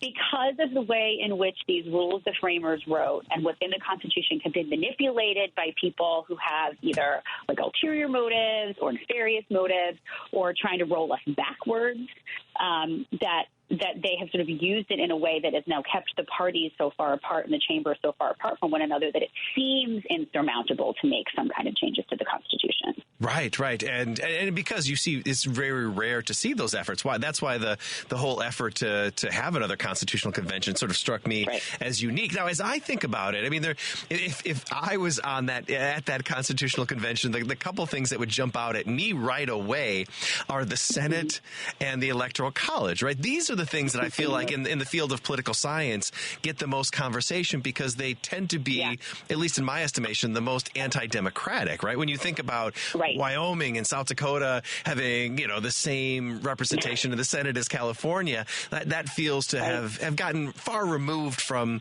core democratic principles. The same thing with the Electoral College, right? We see that disconnect. Is it your sense that, I mean, as you think about the ways in which, again, postponing the Trump conversation, as you look at constitutional reform, what jumps out at you as necessary? Yeah. Well, so, and I know we'll get to this. There's the way you can amend the Constitution without a constitutional convention, and then it's the chaos of having all this discussed at a constitutional convention, right? So if we kind of take them apart from one another, if we're thinking about the things that maybe we should do to not even preserve our democracy, because it's always been exclusionary, but maybe get it closer to the democracy that was promised, then we talk about things, to your point, we talk about getting rid of the Electoral College. We talk about reforming apportionment in the Senate. I think those are two things. I think there's a conversation one political scientist has in particular, which doesn't necessarily require constitutional amendments, is like rethinking the primary process. Should we have them at all? Should we make the size of the House bigger and switch to proportional representation? And should we no longer have single-member districts? I mean, there's a litany of things that political scientists have suggested that if we have to make these kind of wholesale changes to get us closer to this promise of democracy, right? And as someone who wants us to get as close to the potential vision of the framers as possible, but also someone who was locked out of that vision from the beginning, I find sometimes that to be a hypocritical claim, like, let's get it closer to the intention. It actually works exactly as it was intended right now, right? Yeah. It works exactly as it was intended. So how about we get closer to not having an exclusionary democracy? And I think, to your point, that's about looking at reforms to our electoral system that also might open it up for people who were locked out to not only feel like they have a place in it, but a place to run and serve in it. This is such an important point. And now there may be some who would push back and say, well, that feels like it will be partisan. But talk to me, explain to me why it's not and why it's so important to pursue changes that enable the democracy to get closer to the ideal vision. Yeah, and this is what you say is so important because when anyone talks about, the fact that we have an exclusionary democracy, it's like, oh, you're playing the race card, you're playing the gender card, you're playing the this or the that card, especially as someone who inhabits one of those identities. I get that all the time, right? Yeah. And so I think I see that as, pushback and in terms of partisan pushback, like you suggested. But and it's hard because there's this notion of those who have always benefited from a system that was made for and by them, that anytime others are just asking to have the same types of protections, it feels like this zero-sum threat of, oh, no, if you get even a shred or close to what we've always been given, that means I'm less powerful or I have less protection or it's taking something away from me because they feel, we talk about social positioning, that they feel like their social position at the top of that hierarchy is being threatened. And so it's hard sometimes to have that conversation when they're coming from that perspective. But what I try to say is it really makes the most sense that our democracy is the strongest and your protections are even more solidified when every other person around you gets exactly the same ones, because then we value them the same and we fight for them the same and we revere them the same. And that is not what we have right now. Well, this is, again, another really thoughtful point, right? And in some ways, if we think about making those reforms, it could potentially put the democracy in a better position where some of the partisanship, some of the anger, right, some of that is addressed because the governance is responding to the demo, so the people, to the wishes of the people, because they feel like they are no longer being excluded, right? It always strikes me that if you improve the democracy and you make it more responsive to the entire electorate, that actually may diffuse some of the problems. Mm-hmm. I think you're right, and I agree with you like wholesale on this. I think that logically that makes the most sense, and I try to often think about, okay, if I go on the other side of this to me makes so much sense and it's so logical, but like on the other side, why wouldn't people feel the same way? And I think some of it, so Arlie Russell Hochschild, who's a sociologist and does some anthropological work, she wrote this incredible book years ago called Strangers in Their Own Land. She goes down to the bayou and she talks to people and tries to figure out why they seem to be acting against their own self-interest, for who they're voting for, what policies they want. It seems like they benefit from voting for certain people or certain things. But what they said by and large is, I'm okay with getting less as long as they don't get anything. And she just came out with a new book, in fact, which I haven't read yet, but it's on order, where the crux of it is she talks to people and it's about pride. So she's engaging in this conversation with people about pride and how that not only keeps them from seeing others' perspectives or asking for help or realizing, to your point, that if everybody gets the same, it makes it stronger. It's holding on to this sort of pridefulness, and some of that's wrapped up in identity, but some of it is not, that keeps them from from sort of seeing the other sides that would make things stronger. I'm really excited to read her book and see kind of what she says about this. That sounds fascinating. And we should be honest with the challenge that the United States faces, right? I mean, it's really the first grand experiment in trying to run a multiracial democracy, right? It's really difficult to do, especially when you have different perspectives. And as you noted, groups who feel like their privilege is being removed, it creates these dynamics. So the challenge of multiracial democracy is a long and hard one, but it potentially sets a good example for the rest of the world who's also moving in that direction. Well, all right, we got to take a quick break. When we come back, we're with Dr. Suzanne Chad, and now we're going to jump and think about what the Republicans are trying to do with their potential constitutional convention, what that might look like, and whether they're going to address the concerns that Suzanne has raised. We'll be right back on WCPT. Joan Esposito, live, local, and progressive. Filling in today for Joan, political science professor at North Central College, author and podcaster, William Muck. Welcome back to the Joan Esposito Show. We are talking with Suzanne Chad about a new constitutional convention and what that might mean. Before we get back to that conversation, let me remind everybody that Joan Esposito, live, local, and progressive, now has its very own podcast. 2, actually. Joan Esposito full episodes and Joan Esposito featured interviews. You can subscribe to one or both. The podcast is available on Spotify, Apple Podcasts, TuneIn, iHeartRadio, YouTube, and Amazon. Just search for Joan Esposito or get the links on Joan's show page by visiting theheartlandsignal.com and clicking on her picture. The full episode feed will include this show and Fridays when I'm back also here filling in for Joan. So, all right, Suzanne, we were talking about the Constitutional Convention and theoretically what we would like to see. What are Republicans talking about with their version of a constitutional convention? What are some of the issues and things that you think they are going to be kicking around? Yeah. Well, it's so funny because I think there's 2 ways to look at this. One is what are they saying that they want to have this convention for, and then what they'll actually do if they get it. Because a lot of what we're hearing is that, okay, and other states have petitioned for it before for various reasons, similar reasons, is we want to have some kind of balanced budget amendment in the Constitution, which has actually been swirling around for decades. Let's make sure we have a balanced budget amendment. So they feel like if maybe states can petition for that, and then even maybe some Democratic-leaning states would be like, oh, yeah, that actually sounds like a great idea. Or there's already pending petitions from previous years of states who petitioned the National Archivist to have all of this happen, that I think one of the issues that they're leading with to try to get some buy-in is this sort of innocuous issue of having a balanced budget amendment added to the Constitution, which, by the way, could be done without a constitutional convention. And so I think that there's some ulterior motives here. But then once or if we got to a constitutional convention, I think there's any number of provisions in the Constitution, let alone the 14th Amendment, that they would want to reconsider or potentially strengthen language, like the Second Amendment, for example. Like they want to rewrite or have something that sounds different that makes it even more difficult for states to regulate gun ownership and gun rights. I think there would be a possibility for sure that they would want to add a constitutional ban to abortion and I think that's something that while Trump has said he is not for, I think we all know that he was before.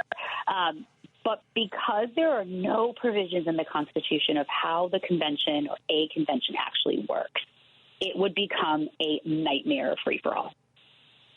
And now we're seeing a lot of states that initially, like California and some liberal states who had expressed some interest in a constitutional convention, are passing laws saying or rescinding that, right? They're saying we don't want to be a part of that. Yeah. Why are they doing that? Because they want to make sure that the Republican states don't have the numbers to move forward with this? That's exactly right. So because of the way that the provision is, there has to be 34 of 50 state legislatures have to agree, and then they request that Congress call the convention. So if a state has ever petitioned for a convention before and not rescinded it, it still sits there as an active open petition. So there is someone, for example, and I'm trying to remember what state it was, and I'm so sorry to the listeners, I don't remember off the top of my head, that has asked the archivist to go back and look and see because they think that there's already enough standing petitions to call a convention. So states like California and any other state, for example, who has ever petitioned previously that doesn't now want to be one of the number of 34 to get us to a convention is trying to get rid of that petition for that exact reason. That's really fascinating. And you can understand the panic among Democratic states because while they might believe that a broader, more philosophical conversation about reforming government is good, they probably are much less excited about one that would ban abortion and get rid of the 14th Amendment, increase the power of the Second Amendment. All these things feel very, very threatening, right? Because one does get a sense that a lot of Democrats are really worried about what's going on here. And we actually just had a texter call in and say that this is something that's been going on in the right-wing media for a long time. Like Mark Levin and others have been pushing for this constitutional convention for a long period of time. You mentioned the 14th Amendment, and Trump has been spending a lot of time lately talking about that, specifically saying that he can get rid of birthright citizenship. Can you explain for our listeners what's in the 14th Amendment as it relates to this issue? And is he right? Can he just get rid of birthright citizenship? Yeah. So the 14th Amendment is so interesting because it is arguably the most important amendment in the entire Constitution. It was one of the Civil War amendments, and so there's 5 sections of it, and actually all of them have specifically to do with the aftermath of the Civil War. But particularly Section 1 of the 14th Amendment, which specifically says, and I will read the language, I think it's important, the very first line says, all persons born or naturalized in the United States and subject to the jurisdiction thereof are citizens of the United States and of the state wherein they reside. That's what birthright citizenship is. If you are born in the United States, unless you're born to a foreign diplomat in the United States who is not under the jurisdiction of the United States, you are a citizen, and all the privileges and immunities and protections a citizen gets, you get. And so what has become incredibly problematic, we could go back, but let's just go back to 2015 and 2016, where basically Trump gets elected because he makes immigration the main issue, and talking about, and I hate this particular language, and I will use it only for effect because it probably will resonate with some. They've heard it, is this idea of an anchor baby, right? That instead of calling it what it is, which is a birthright citizenship, using that language to suggest that birth tourism, which is something he talks about, right? Yeah. Someone's going to cross the border to have a baby here so that baby can be a U.S. citizen. What he is now saying is that shouldn't happen. And unless one of your parents is a U.S. citizen, even if you're born here, you should not be a U.S. citizen. I can't say this clearly enough that an executive order cannot revoke birthright citizenship. He can try it, and it will go up to the Supreme Court. And that's a separate conversation we can have if you want. Sure. But when he says on day one he can write an executive order to revoke birthright citizenship, he cannot. Okay, so that in the language that you read to us, it felt so clear cut, right? I mean, the 14th Amendment is, there's no ambiguity to this, right? I mean, short of being the child of a diplomat, like you have your right to your citizenship. And I think it's likely that Trump will go with that executive order, which means then it is, as you noted, is likely to drift through the court system. I'm curious. I know you're not like a constitutional law scholar, but I mean, as you think about this, right, my thought is that there are a lot of issues that have made their way to the Supreme Court, especially I'm thinking about the immunity decision. I never thought that they would say a president has the level of immunity that they gave in that most recent ruling, that basically any constitutional authority granted to the president, they would be immune for. Are we likely to see a repeat if this case makes it to the Supreme Court, or is the language so clear cut that even even some of the most conservative justices can't find a way to get rid of the 14th Amendment? Yeah, I mean, this is the question, right? So I will say a couple of things about this. The first of which is, and this goes back to our conversation about originalism, right, is that if you really want to test originalist philosophy, it's with this case. Because to your point, the language is so incredibly clear cut. Yeah. So as an originalist and you're reading this, how do you read this and say, well, there's a squishy nature to this that we should probably reconsider, right? But because of the justices that are on the court and the rulings that they have engaged in previously, like the immunity case you just mentioned,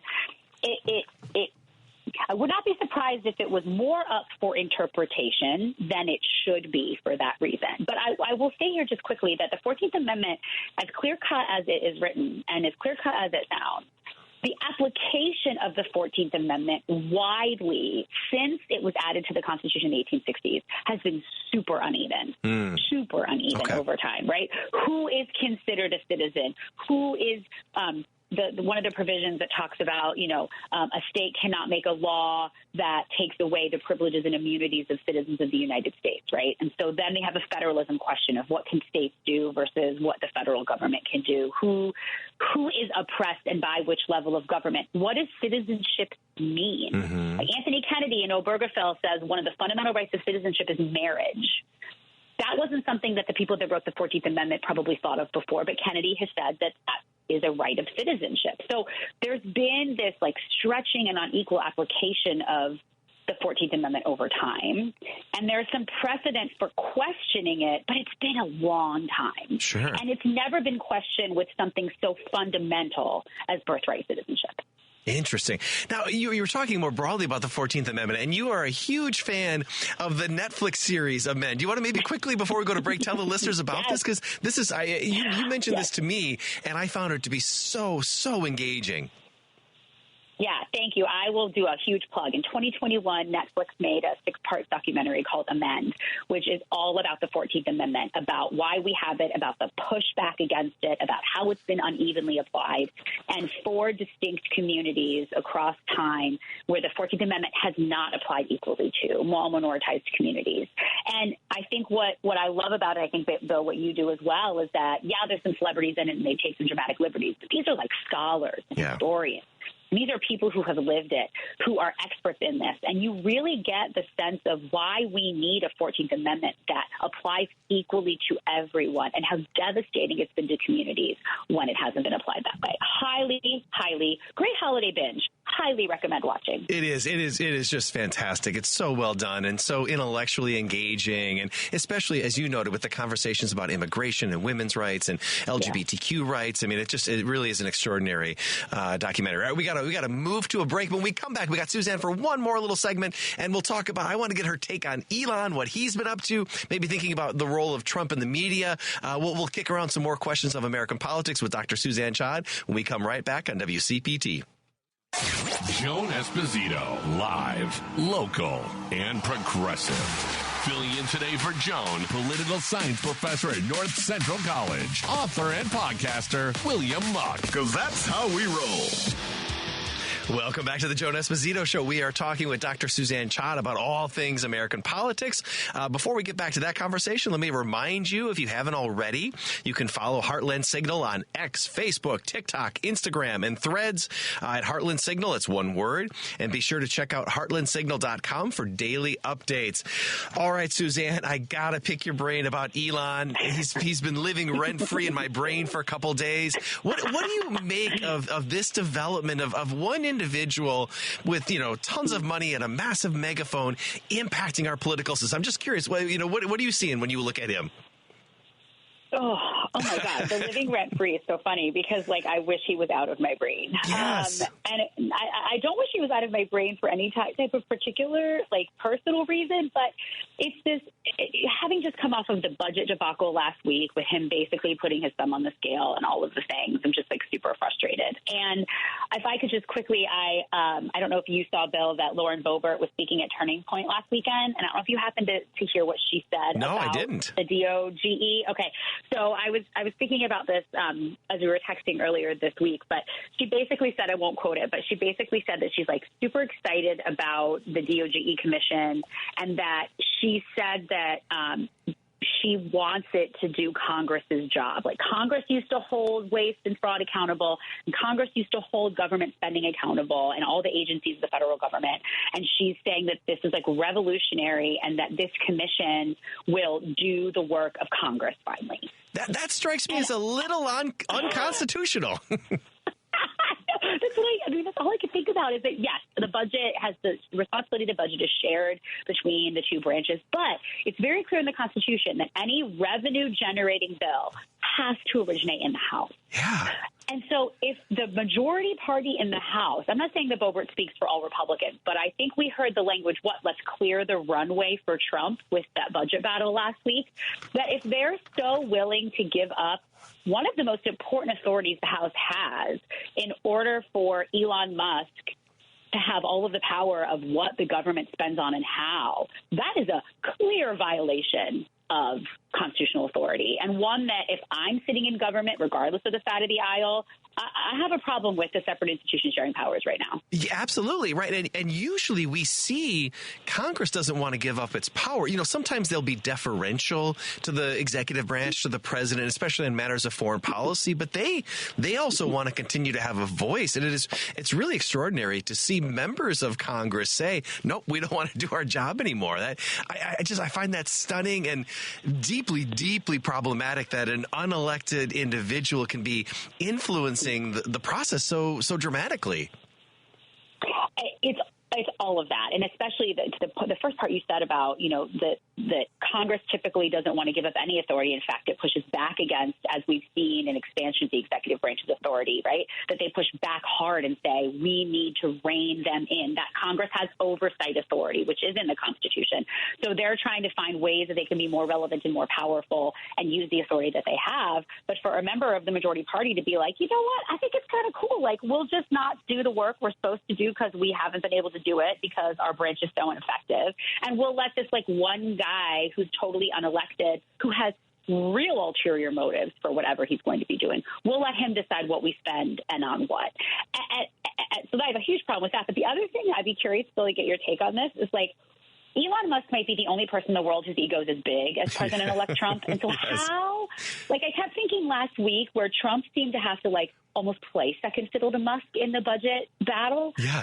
How do you think in the long term that relationship is going to go? Oh, it's going to blow up. The bromance will be over soon, right? I mean, that's the thing. Yes. And I was talking to my son about this the other day. Like, if Democrats were smart, they would just fill social media with all of these memes and photos of, Elon as the puppet master. And they're out there now. You're starting to see them because that has to drive Trump crazy. As somebody who spends most of his time, Trump, consuming social media and being a force on social media, this narrative that somebody else is more powerful and more meaningful has to be eating at him. So I think it's only a matter of time before this ends badly. And I think it will, right? I mean, there's no question. You can't have two narcissists, share power. It's a recipe for disaster.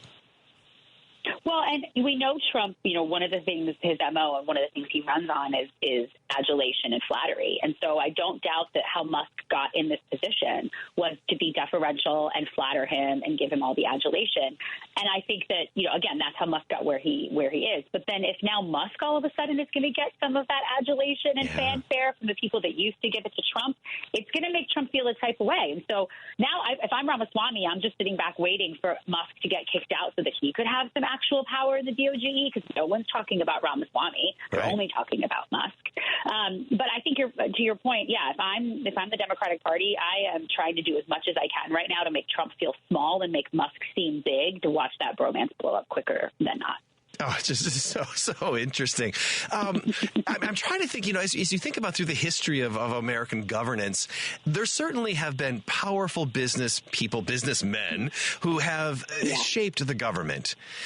I don't remember anybody. I mean, I'm thinking about Rockefellers and all of them, but none of them were so open, right? This is like oligarchy in your face, where Elon is right there and he is saying all the things publicly. Like, oftentimes, the business people want to be pulling the strings behind the scenes. It's unique to see somebody so openly embrace that role and just sort of say, yeah, this is who I am and this is the power I have. Yeah. So I think, yes, that, and then also people are like, I think this is great. Let's have more of this, right? Like, let's get a second helping of this, because he is not only doing it so out front and so unapologetically. And maybe we're at the point now where we're so numb to business people running the country from behind the scenes. We're like, well, at least someone's saying it out loud. Yeah. So maybe it doesn't feel as bad to us, but it still feels gross to me. But then the second part of it is that the members of government who are elected to do the actual job he's doing as an unelected person are like, yeah, he also seems like the good choice for this. Interesting. I think all of this shows all the things we already know, which is the hold that President-elect Trump has over the party, the hold he has over over the processes of government, the fear that people have if they speak out against him, that they're willing to roll over in their own positions and say, okay, go ahead, you can do whatever you want. But then we know members of Congress are the ones left holding the bag. Right. And so they're not thinking like chess players right now. No, long term, this strikes me as a really disastrous position for the Republicans to take, because there is going to be a period after Trump, and then you're going to have to sort of reconstruct the party, and it's going to be very, very difficult. Is it sort of building off of that? Is it your sense that Congress is becoming more? Is there a growing acceptance of some of Trump's most controversial cabinet nominees? I mean, it feels like for a couple weeks there were, whether it was Hegseth or Tulsi Gabbard or Kash Patel, there were real conversations, and you saw some angst coming up from Republicans. It feels like that language is a bit more muted. Is this process creeping into the cabinet process, evaluation process? I've been thinking about this, and I think that might be part of it. But what I also wonder is, our attention span, government official attention span, the media attention span is so short. And so to me, at least, it feels like once the budget battle started, that's all people were talking about and all we were focusing on. And the fact that his cabinet member nominees were still having meetings with members of Congress, I think we forgot that was even happening. And now no one's really talking about it. So honestly, the best thing that could have happened for Trump trying to get these people through was what happened last week, because then everybody stopped talking about it. Now, the question is, when they do have open proceedings, if they get hearings, how this comes back up again. So I think it's likely to resurface. But I also think, I don't know if you saw that the House released the ethics report on Gates, which was way worse than we thought it was going to be. Awful. And so maybe people are like, well, at least it's not that guy. So how bad could it be? As long as you're not paying for sex and taking ecstasy, apparently you can be a member of the cabinet. It's stunning that he was potentially the country's next attorney general. I mean, and again, even if you hadn't read that report and hadn't seen it, the allegations were out there. And again, it speaks to the president's judgment that he would say, that's the guy I want in charge of law enforcement. It's deeply, deeply troubling that this is where we're at. So as you think about these confirmation hearings, are you anticipating Kavanaugh type hearings where it's contentious and ugly, or do you think it's going to be, more procedural? What do you, if you had to predict what you think you're going to see out of the Congress? I think at this point, after the way everything has gone and how that every branch is controlled by the Republican Party, I think that all the Democrats have right now is to try to bring as much to light as possible. And it's all just going to be a free-for-all. I mean, honestly, I could be wrong, and I hope that I am, because I still have some reverence for these institutions and processes. But the Democrats have nothing to lose at this point by bringing as much forward as they can. Now, they won't share any of these committee hearings, obviously. So the Republican chair people do have some procedural things they can do to try to shut down questioning and all of that. I don't think we're going to see, witnesses and people coming out, and all that kind of stuff. But the hard questions and the uncomfortable and maybe gross questions, I don't see the world in which the Democrats don't ask them. But what's going to happen is you're going to see people like Lindsey Graham get all red in the face and start yelling at them about how they don't uphold democracy or care about institutional patriotism. And I find that to be so hypocritical. So I think we're going to see, Kavanaugh-esque in terms of the parties yelling at each other. I think that's what we're likely to see. I think you're spot on there. Well, thank you so much, Suzanne. We've been talking with Dr. Suzanne Chad, who's a professor of political science at North Central College. I always feel smarter after talking to you, Suzanne. Thank you so much. Thanks, Phil. Happy holidays to you and the fam. Happy holidays to you as well. So, all right, we're going to head to break. When we come back, we're going to be talking with Carl Knutsen, who is a professor of political science at the University of Oslo, all the way over in Norway. But we're going to be talking to him about his role as a researcher for the Varieties of Democracy Institute. Some really interesting conversation. We'll be back at WCPT in just a moment. Joan Esposito, live, local, and progressive. Filling in today for Joan, political science professor at North Central College, author and podcaster, William Muck. Because that's how we roll.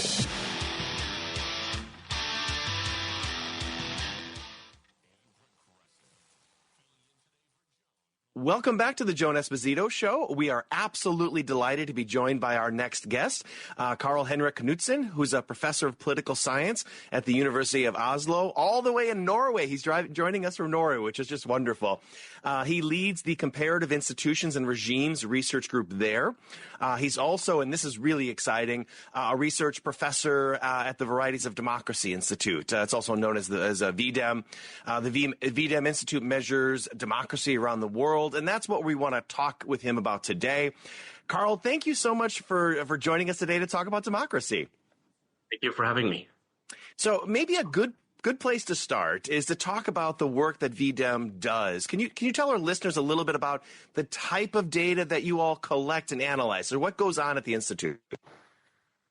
Sure. No, so the main goal is to try to measure democracy according to different definitions. So if there's one thing that is a characteristic of democracy, is that people don't seem to agree completely on what it is. We have some broad notions of kind of the people controlling politics and electing rulers and so on, and throwing them out after 4 years. But there are different notions of democracy. So what VDEM tries to do is to basically give researchers the tools for measuring different definitions of democracy.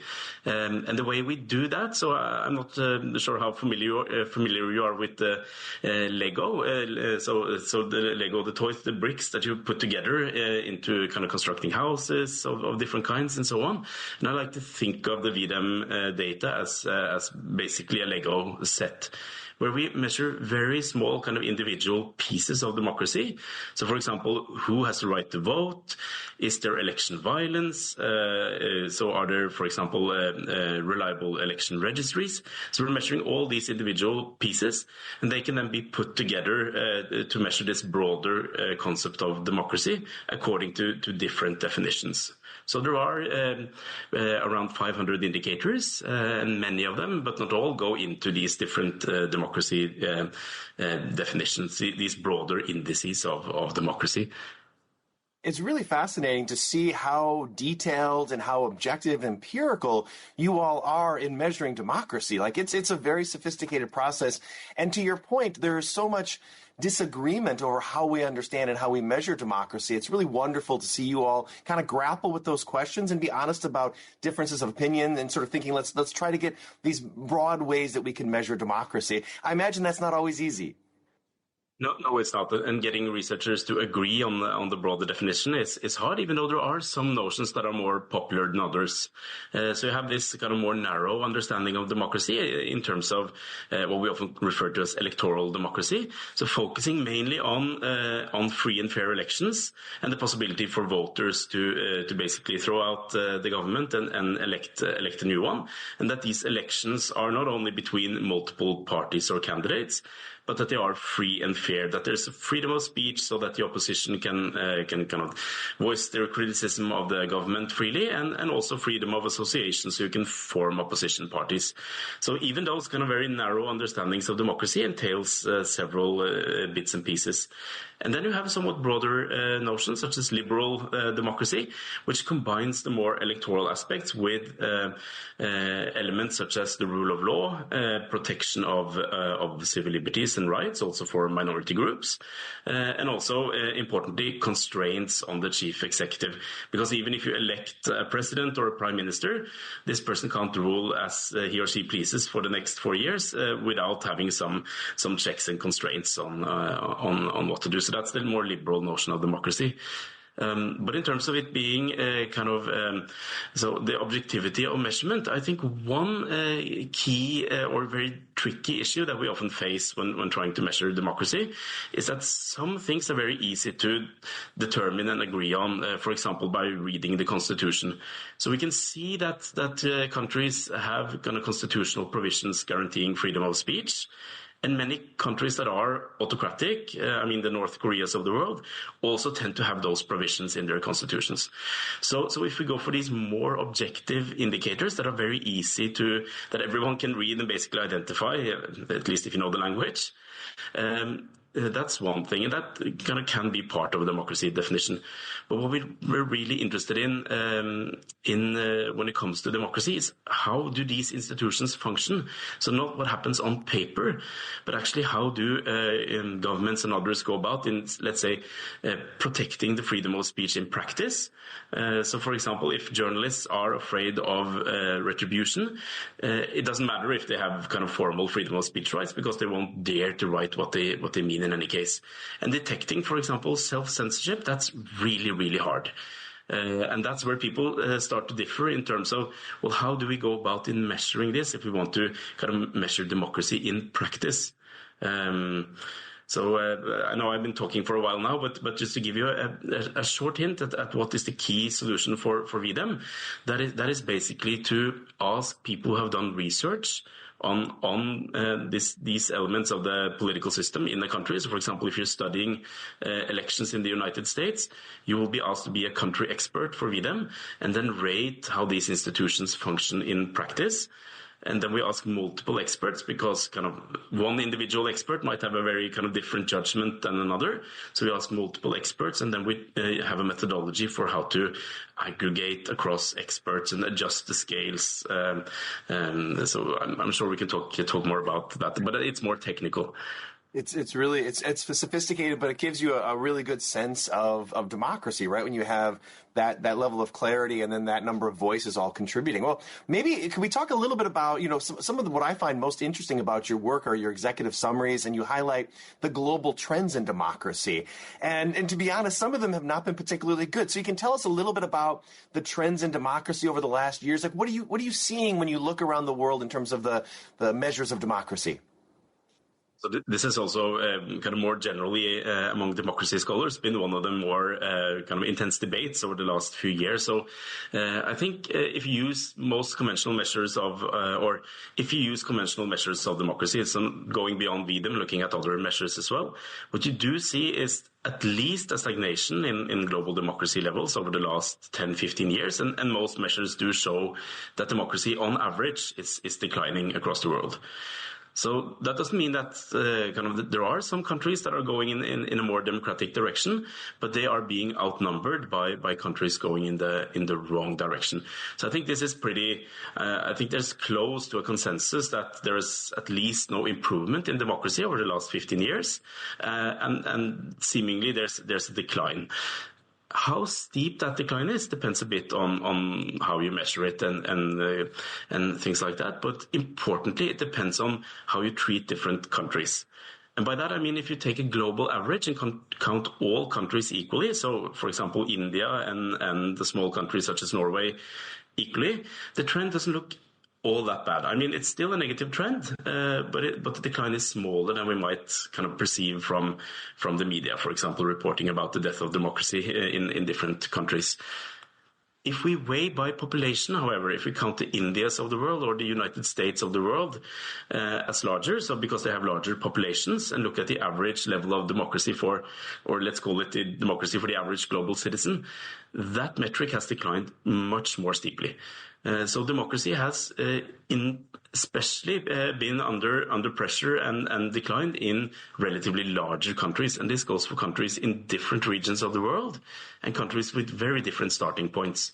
India is one good example. The United States has also kind of dropped a bit on some democracy measures over the last few years, but also countries such as Turkey, Brazil under Bolsonaro, even though there's been a reversal there. So some of these larger, kind of more important regional powers have had declines in democracy. So I think that's perhaps one of the more notable characteristics of the last 15 years, this decline in large and powerful countries. That was what I think struck me most about your most recent report, talking about that 71% of the world's population now lives in an autocracy. Because you're right, the different ways you can measure it. If you look at the total number of democracies versus autocracies, it's a little more even. But by population, 71% of the world world's population living in sort of non-democracies. And then also, the idea that, like you said, the trend lines. And one of the reports talks about that democracy is back to 1985 levels. And those are sort of stunning data points, because I think there's a sense that democracy is sort of inevitable and, coming out of the end of the Cold War, that eventually we would all be democracies. And the data is suggesting something else, that, as you note, either a stopping point or some backsliding. What should we take away from that data? No, so I should just note that kind of these VDEM Institute reports. So I'm not an author of those reports, even though they use the data. So these are my colleagues in Gothenburg who are writing the report. And as with any kind of large research group, there are some differences also among VDEM scholars in terms of exactly how to interpret these data and how steep is the decline. And I'm saying that because this metric of 70+% living in autocracies, that depends a bit on exactly where you put the threshold for what you consider a democracy or an autocracy. And most importantly, it depends on whether you put the threshold for democracy so high that India falls below it.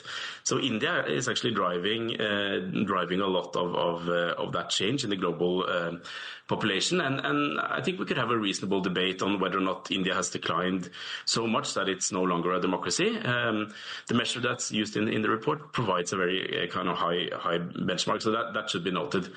But regardless of that, I think this notion that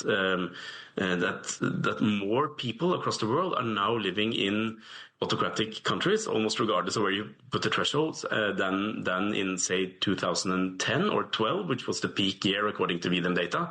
There's agreement on that fact.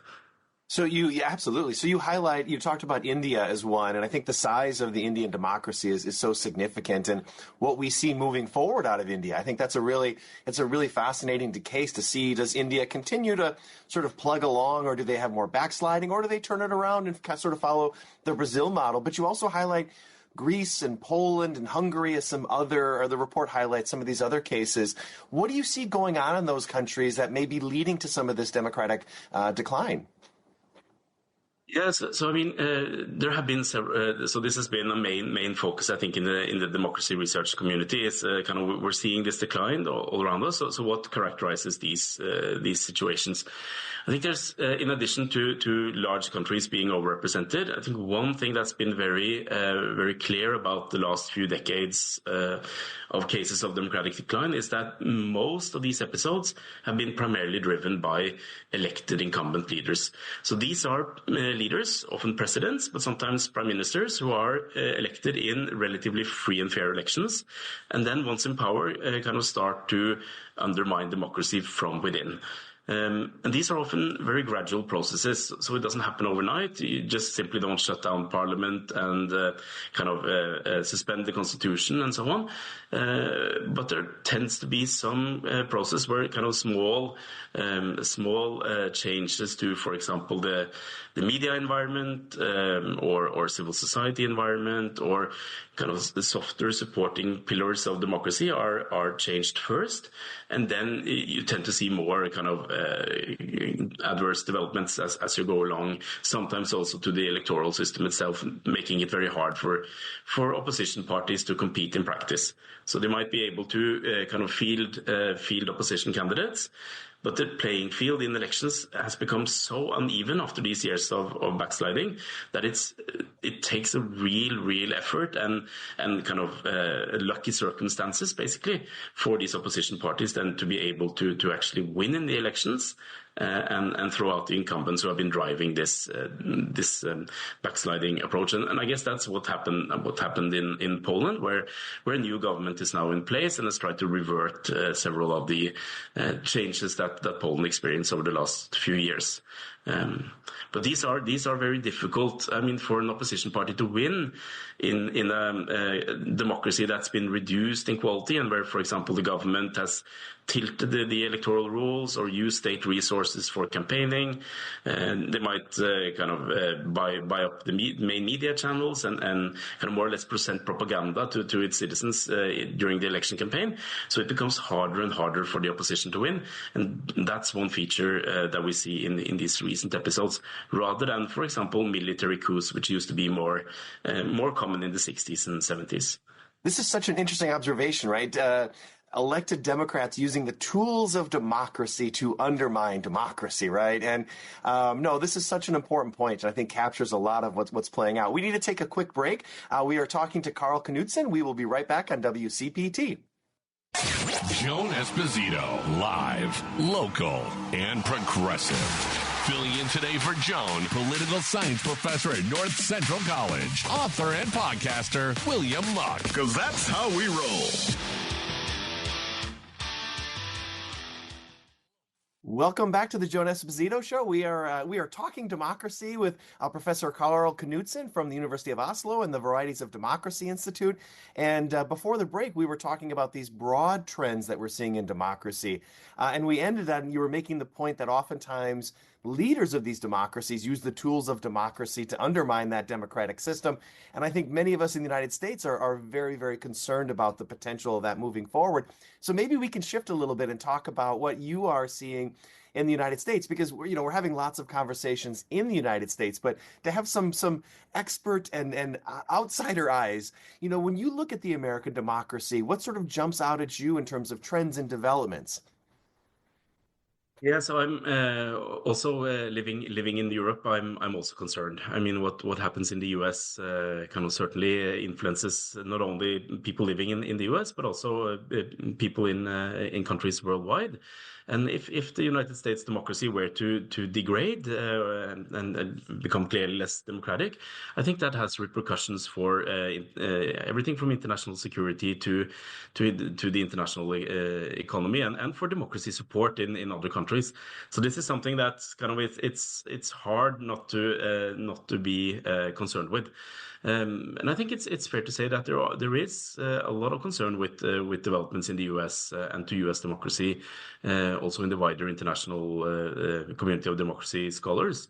We have been seeing kind of many of the same challenges and trends in the United States as we've seen in other countries who have been in early stages of democratic decline. And I think one thing that our VDEM data shows moved quite early in the United States, and this is probably not a surprise to you, but it started moving also kind of way before the election of Donald Trump. It kind of was a degrading in indicators pertaining to the quality of public debate, public discussions, deliberation, the polarization of public debate. So for some kind of broader notions of democracy who looks into kind of the quality of discussions and how kind of politicians and voters talk to each other and find compromises and so on, that started moving quite early in the US. And there are other kind of elements that are kind of fairly stable. So the execution of elections, for example, and the protection of most rights.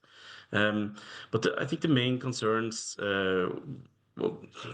obviously, it's hard not to think of January 6th and kind of this key cornerstone of democracy, that election losers accept the results and vacate their positions freely without violence.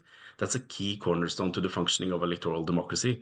So that actually caught many people by surprise, that even this kind of key cornerstone of democracy was put under pressure. So that's obviously a signal that something is not right with the system, and of course especially then with Donald Trump pursuing this notion that the elections were fraudulent and not accepting the conclusions. And this is a really important point as well, because oftentimes we assume that the voters will make good choices, right? And that they will be, we have these high-level conversations about the strengths and weaknesses of candidates. And I think, at least, looking at the United States from a domestic perspective, there were a lot of us that were frustrated with the level of that discourse. And even the American public, some of the polling data suggested Americans did not think that if Donald Trump, he would accept, if he lost, he would accept the results. But many of them still thought that Donald Trump would be better for democracy, right? So there's an element of hypocrisy and inconsistency in the voters. And I think oftentimes we say the voters will save us, but I think the data suggests they don't always save, right? I mean, the idea that voters can be persuaded to make poor choices. No, and that's kind of one of the more exciting lines of research over the last 4 or 5 years has been kind of experimental studies on voters. So these voters are in these experiments exposed to different hypothetical political candidates with different characteristics. And it turns out that even those voters who say that they are strongly committed to democracy, it turns out when push comes to shove and they're forced to choose between a candidate that they are closer to in terms of policy, it could be economic policy or immigration policy or environmental policy, but who violates democratic norms, many voters, indeed the vast majority of voters, would then still opt for this candidate that they prefer for other reasons, even though that means kind of accepting violation of democratic norms. And the extent of this kind of the difference between the stated support for democracy in the abstract and the willingness to punish politicians who are actually violating democratic norms, that's been one of the main revelations of this literature. And when it comes to the hypocrisy, I think so. Sometimes it can, of course, especially by politicians who are kind of extremely cognizant of what they're doing and have a clear view of what democracy is and so on. It might be hypocrisy. For many voters, there's a recent study from Aarhus University, one of my colleagues, Utan Krishna Rajan, who is looking into kind of how voters rationalize these types of decisions. So basically, since democracy is such a complex concept, you tend to kind of tweak and alter your definition of democracy to say that, well, I voted for this candidate, and others say that this candidate pursued undemocratic behavior. But I actually think that this is democracy. So you kind of alter, perhaps unconsciously, the definition of democracy to make sure that you're not doing something anti-democratic. This is really extraordinary because and I think this occurs, as you noted, across ideological lines, right? So this is something like in the United States. I think a lot of the conversation is, oh, Republicans are undermining those democratic norms, or willing to, but we see the same data coming out of Democratic supporters, liberal voters, right? Liberal voters are willing to undermine democratic norms if it means that your particular policy positions are advanced. And you're absolutely right. There's a psychological element to that to say, well, we need to get to this point of these policies, and however we get there, that's real democracy. But that should scare us for the long-term prospects of democracy, right? Yeah, it should, but even though there are kind of, I fully agree that you can see this at different kind of sides of the political spectrum in these studies. One thing that comes out from one of the classic studies on this, which is 4 or 5 years old, is basically that kind of the further away so especially if politics is very polarized and voters kind of hold policy positions that are very far from each other, kind of the further to one of the extremes that you are, the harder it is for you to basically punish your favorite candidate when violating democratic norms. So voters in the center, basically because it doesn't it's not such a big deal to shift from one candidate to the other, are then more likely to punish anti-democratic behavior.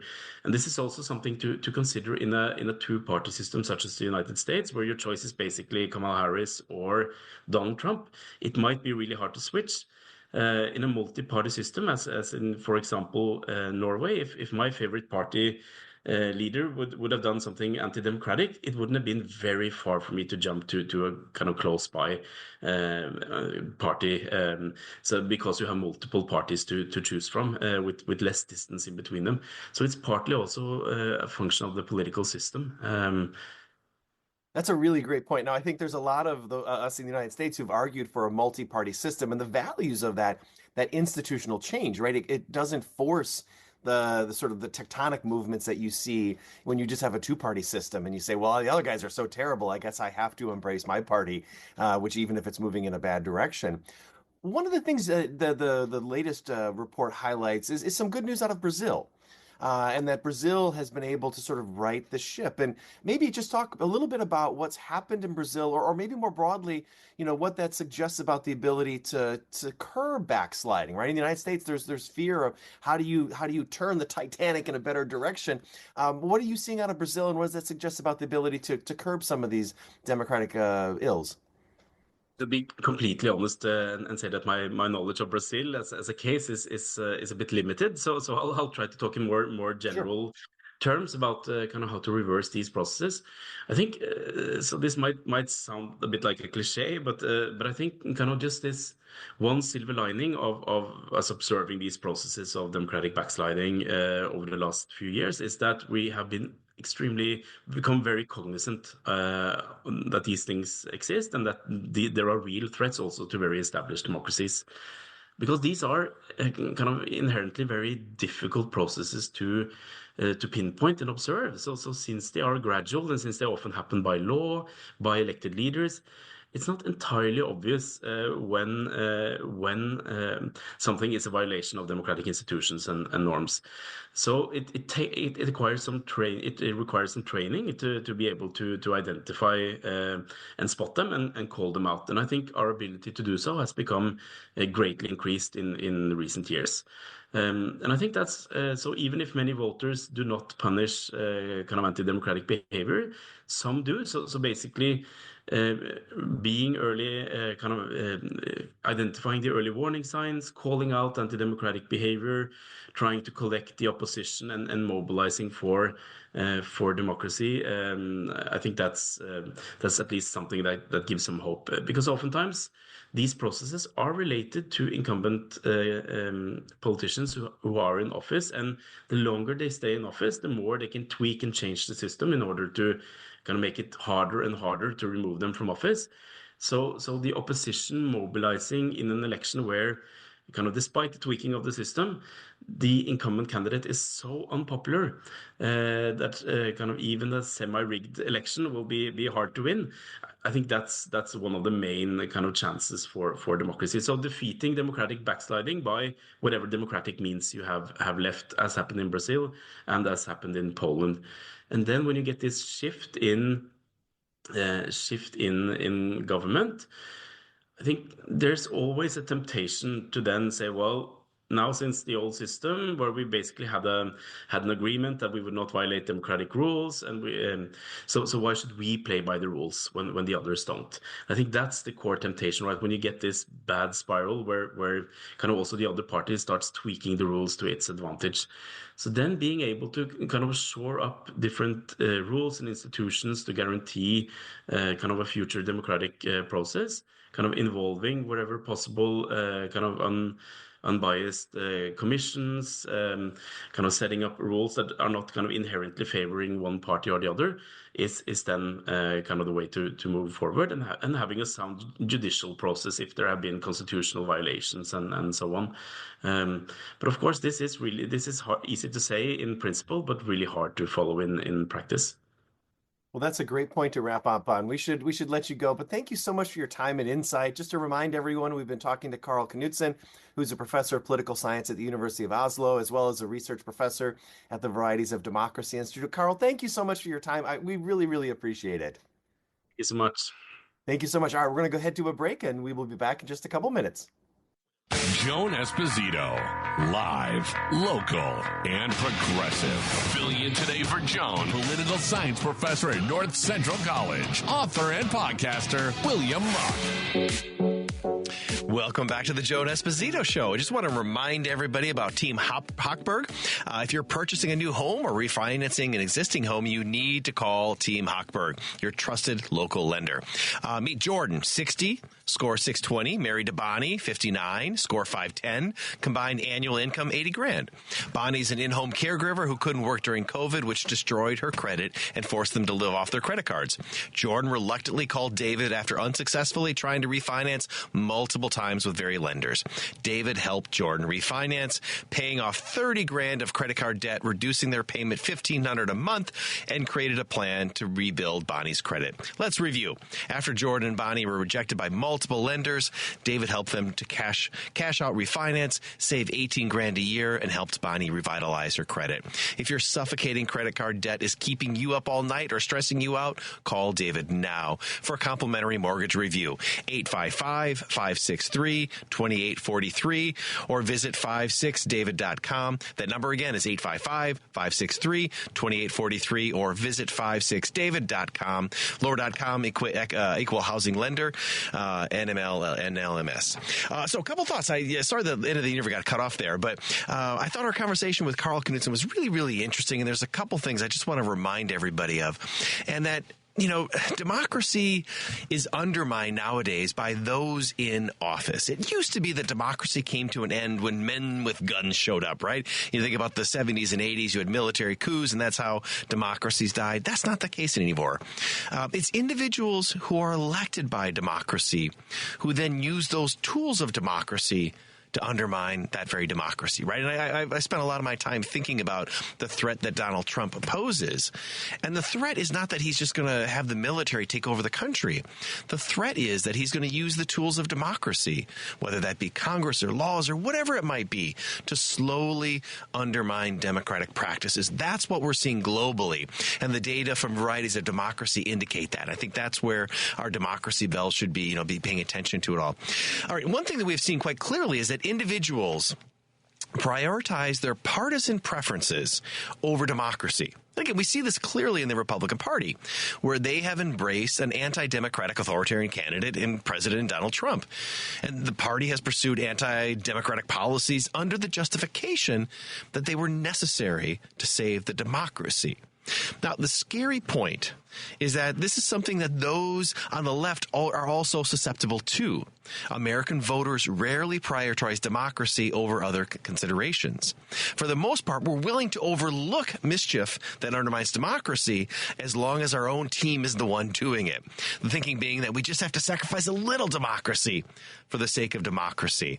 And so I think that's something that Democrats also need to be wary of as they move forward. I think we should do everything we can to confront Trump, especially when he's engaging in anti-democratic practices, but also realize that the principles of democracy are really, really important, and that we can't shortcut those, even if it leads to a particular partisan end that Democrats are supportive of. All right, one other final note before we get out of here, and I just want to close with a brief reaction to President Biden's decision to commute the sentences of nearly all prisoners on federal death row, sparing the lives of these 37 of the 40 men that were on federal death row. During his campaign, Trump openly pledged to restart federal executions. Those affected by Biden's actions are all of whom were convicted of murder, so these are not good individuals. They will serve life imprisonment without the possibility of parole instead of facing execution. Only 3 men who each carried out very notorious mass killings will remain on federal death row. President Biden campaigned in 2020 on ending the federal death penalty. Now, the proposed legislation that he put out there didn't fail to work its way through Congress. I still think that it's important. And then the memorandum on federal executions that he put out is also really important. This is an issue and a decision that strikes me as really significant. The United States is an outlier when it comes to the advanced developed democracies. Much of the world has eliminated the death penalty because it's perceived to be barbaric and a violation of fundamental human rights. The United States spends a lot of time talking about human rights. We are a global leader oftentimes on issues of human rights. But this is one that has held the United States back. It's something I see most directly in my international students who are not from the United States. They come, they take my classes, and we talk about the death penalty, and they are always shocked that the United States still has the death penalty and still practices this. And when you think about, anywhere in Europe, around much of the world, this practice has been outlawed, largely because it's not guaranteed, right? The United States has put innocent people to death. And if you have a policy where innocent people are put to death, you should rethink that policy. And much of the world has moved on to say that violates it, that life is a human right. And no matter what one does, now you can force them to stay in jail for the rest of their life. But capital punishment, the death penalty, violates those fundamental human rights. So I take this action by Joe Biden as a sign of progress. In a political moment where it's hard to find things to feel good about, I feel good about this. Now, I know that Donald Trump will enter office and change that memorandum and probably will return to federal executions. But I think it's a sign that hopefully the country is beginning to move in a better direction and start to grapple with this question of the death penalty, because it simply is outdated. International institutions, international legal institutions have rejected this principle, and I think the United States should as well. And so again, at a moment when it's hard to find things to be happy about, I think this is a sign of real progress. So on that note, it is time to wrap up. I will be back filling in for Joan on Friday. Until then, I wish you all a happy holiday season, and I look forward to having a conversation with you again on Friday. Stay safe. Thank you so much.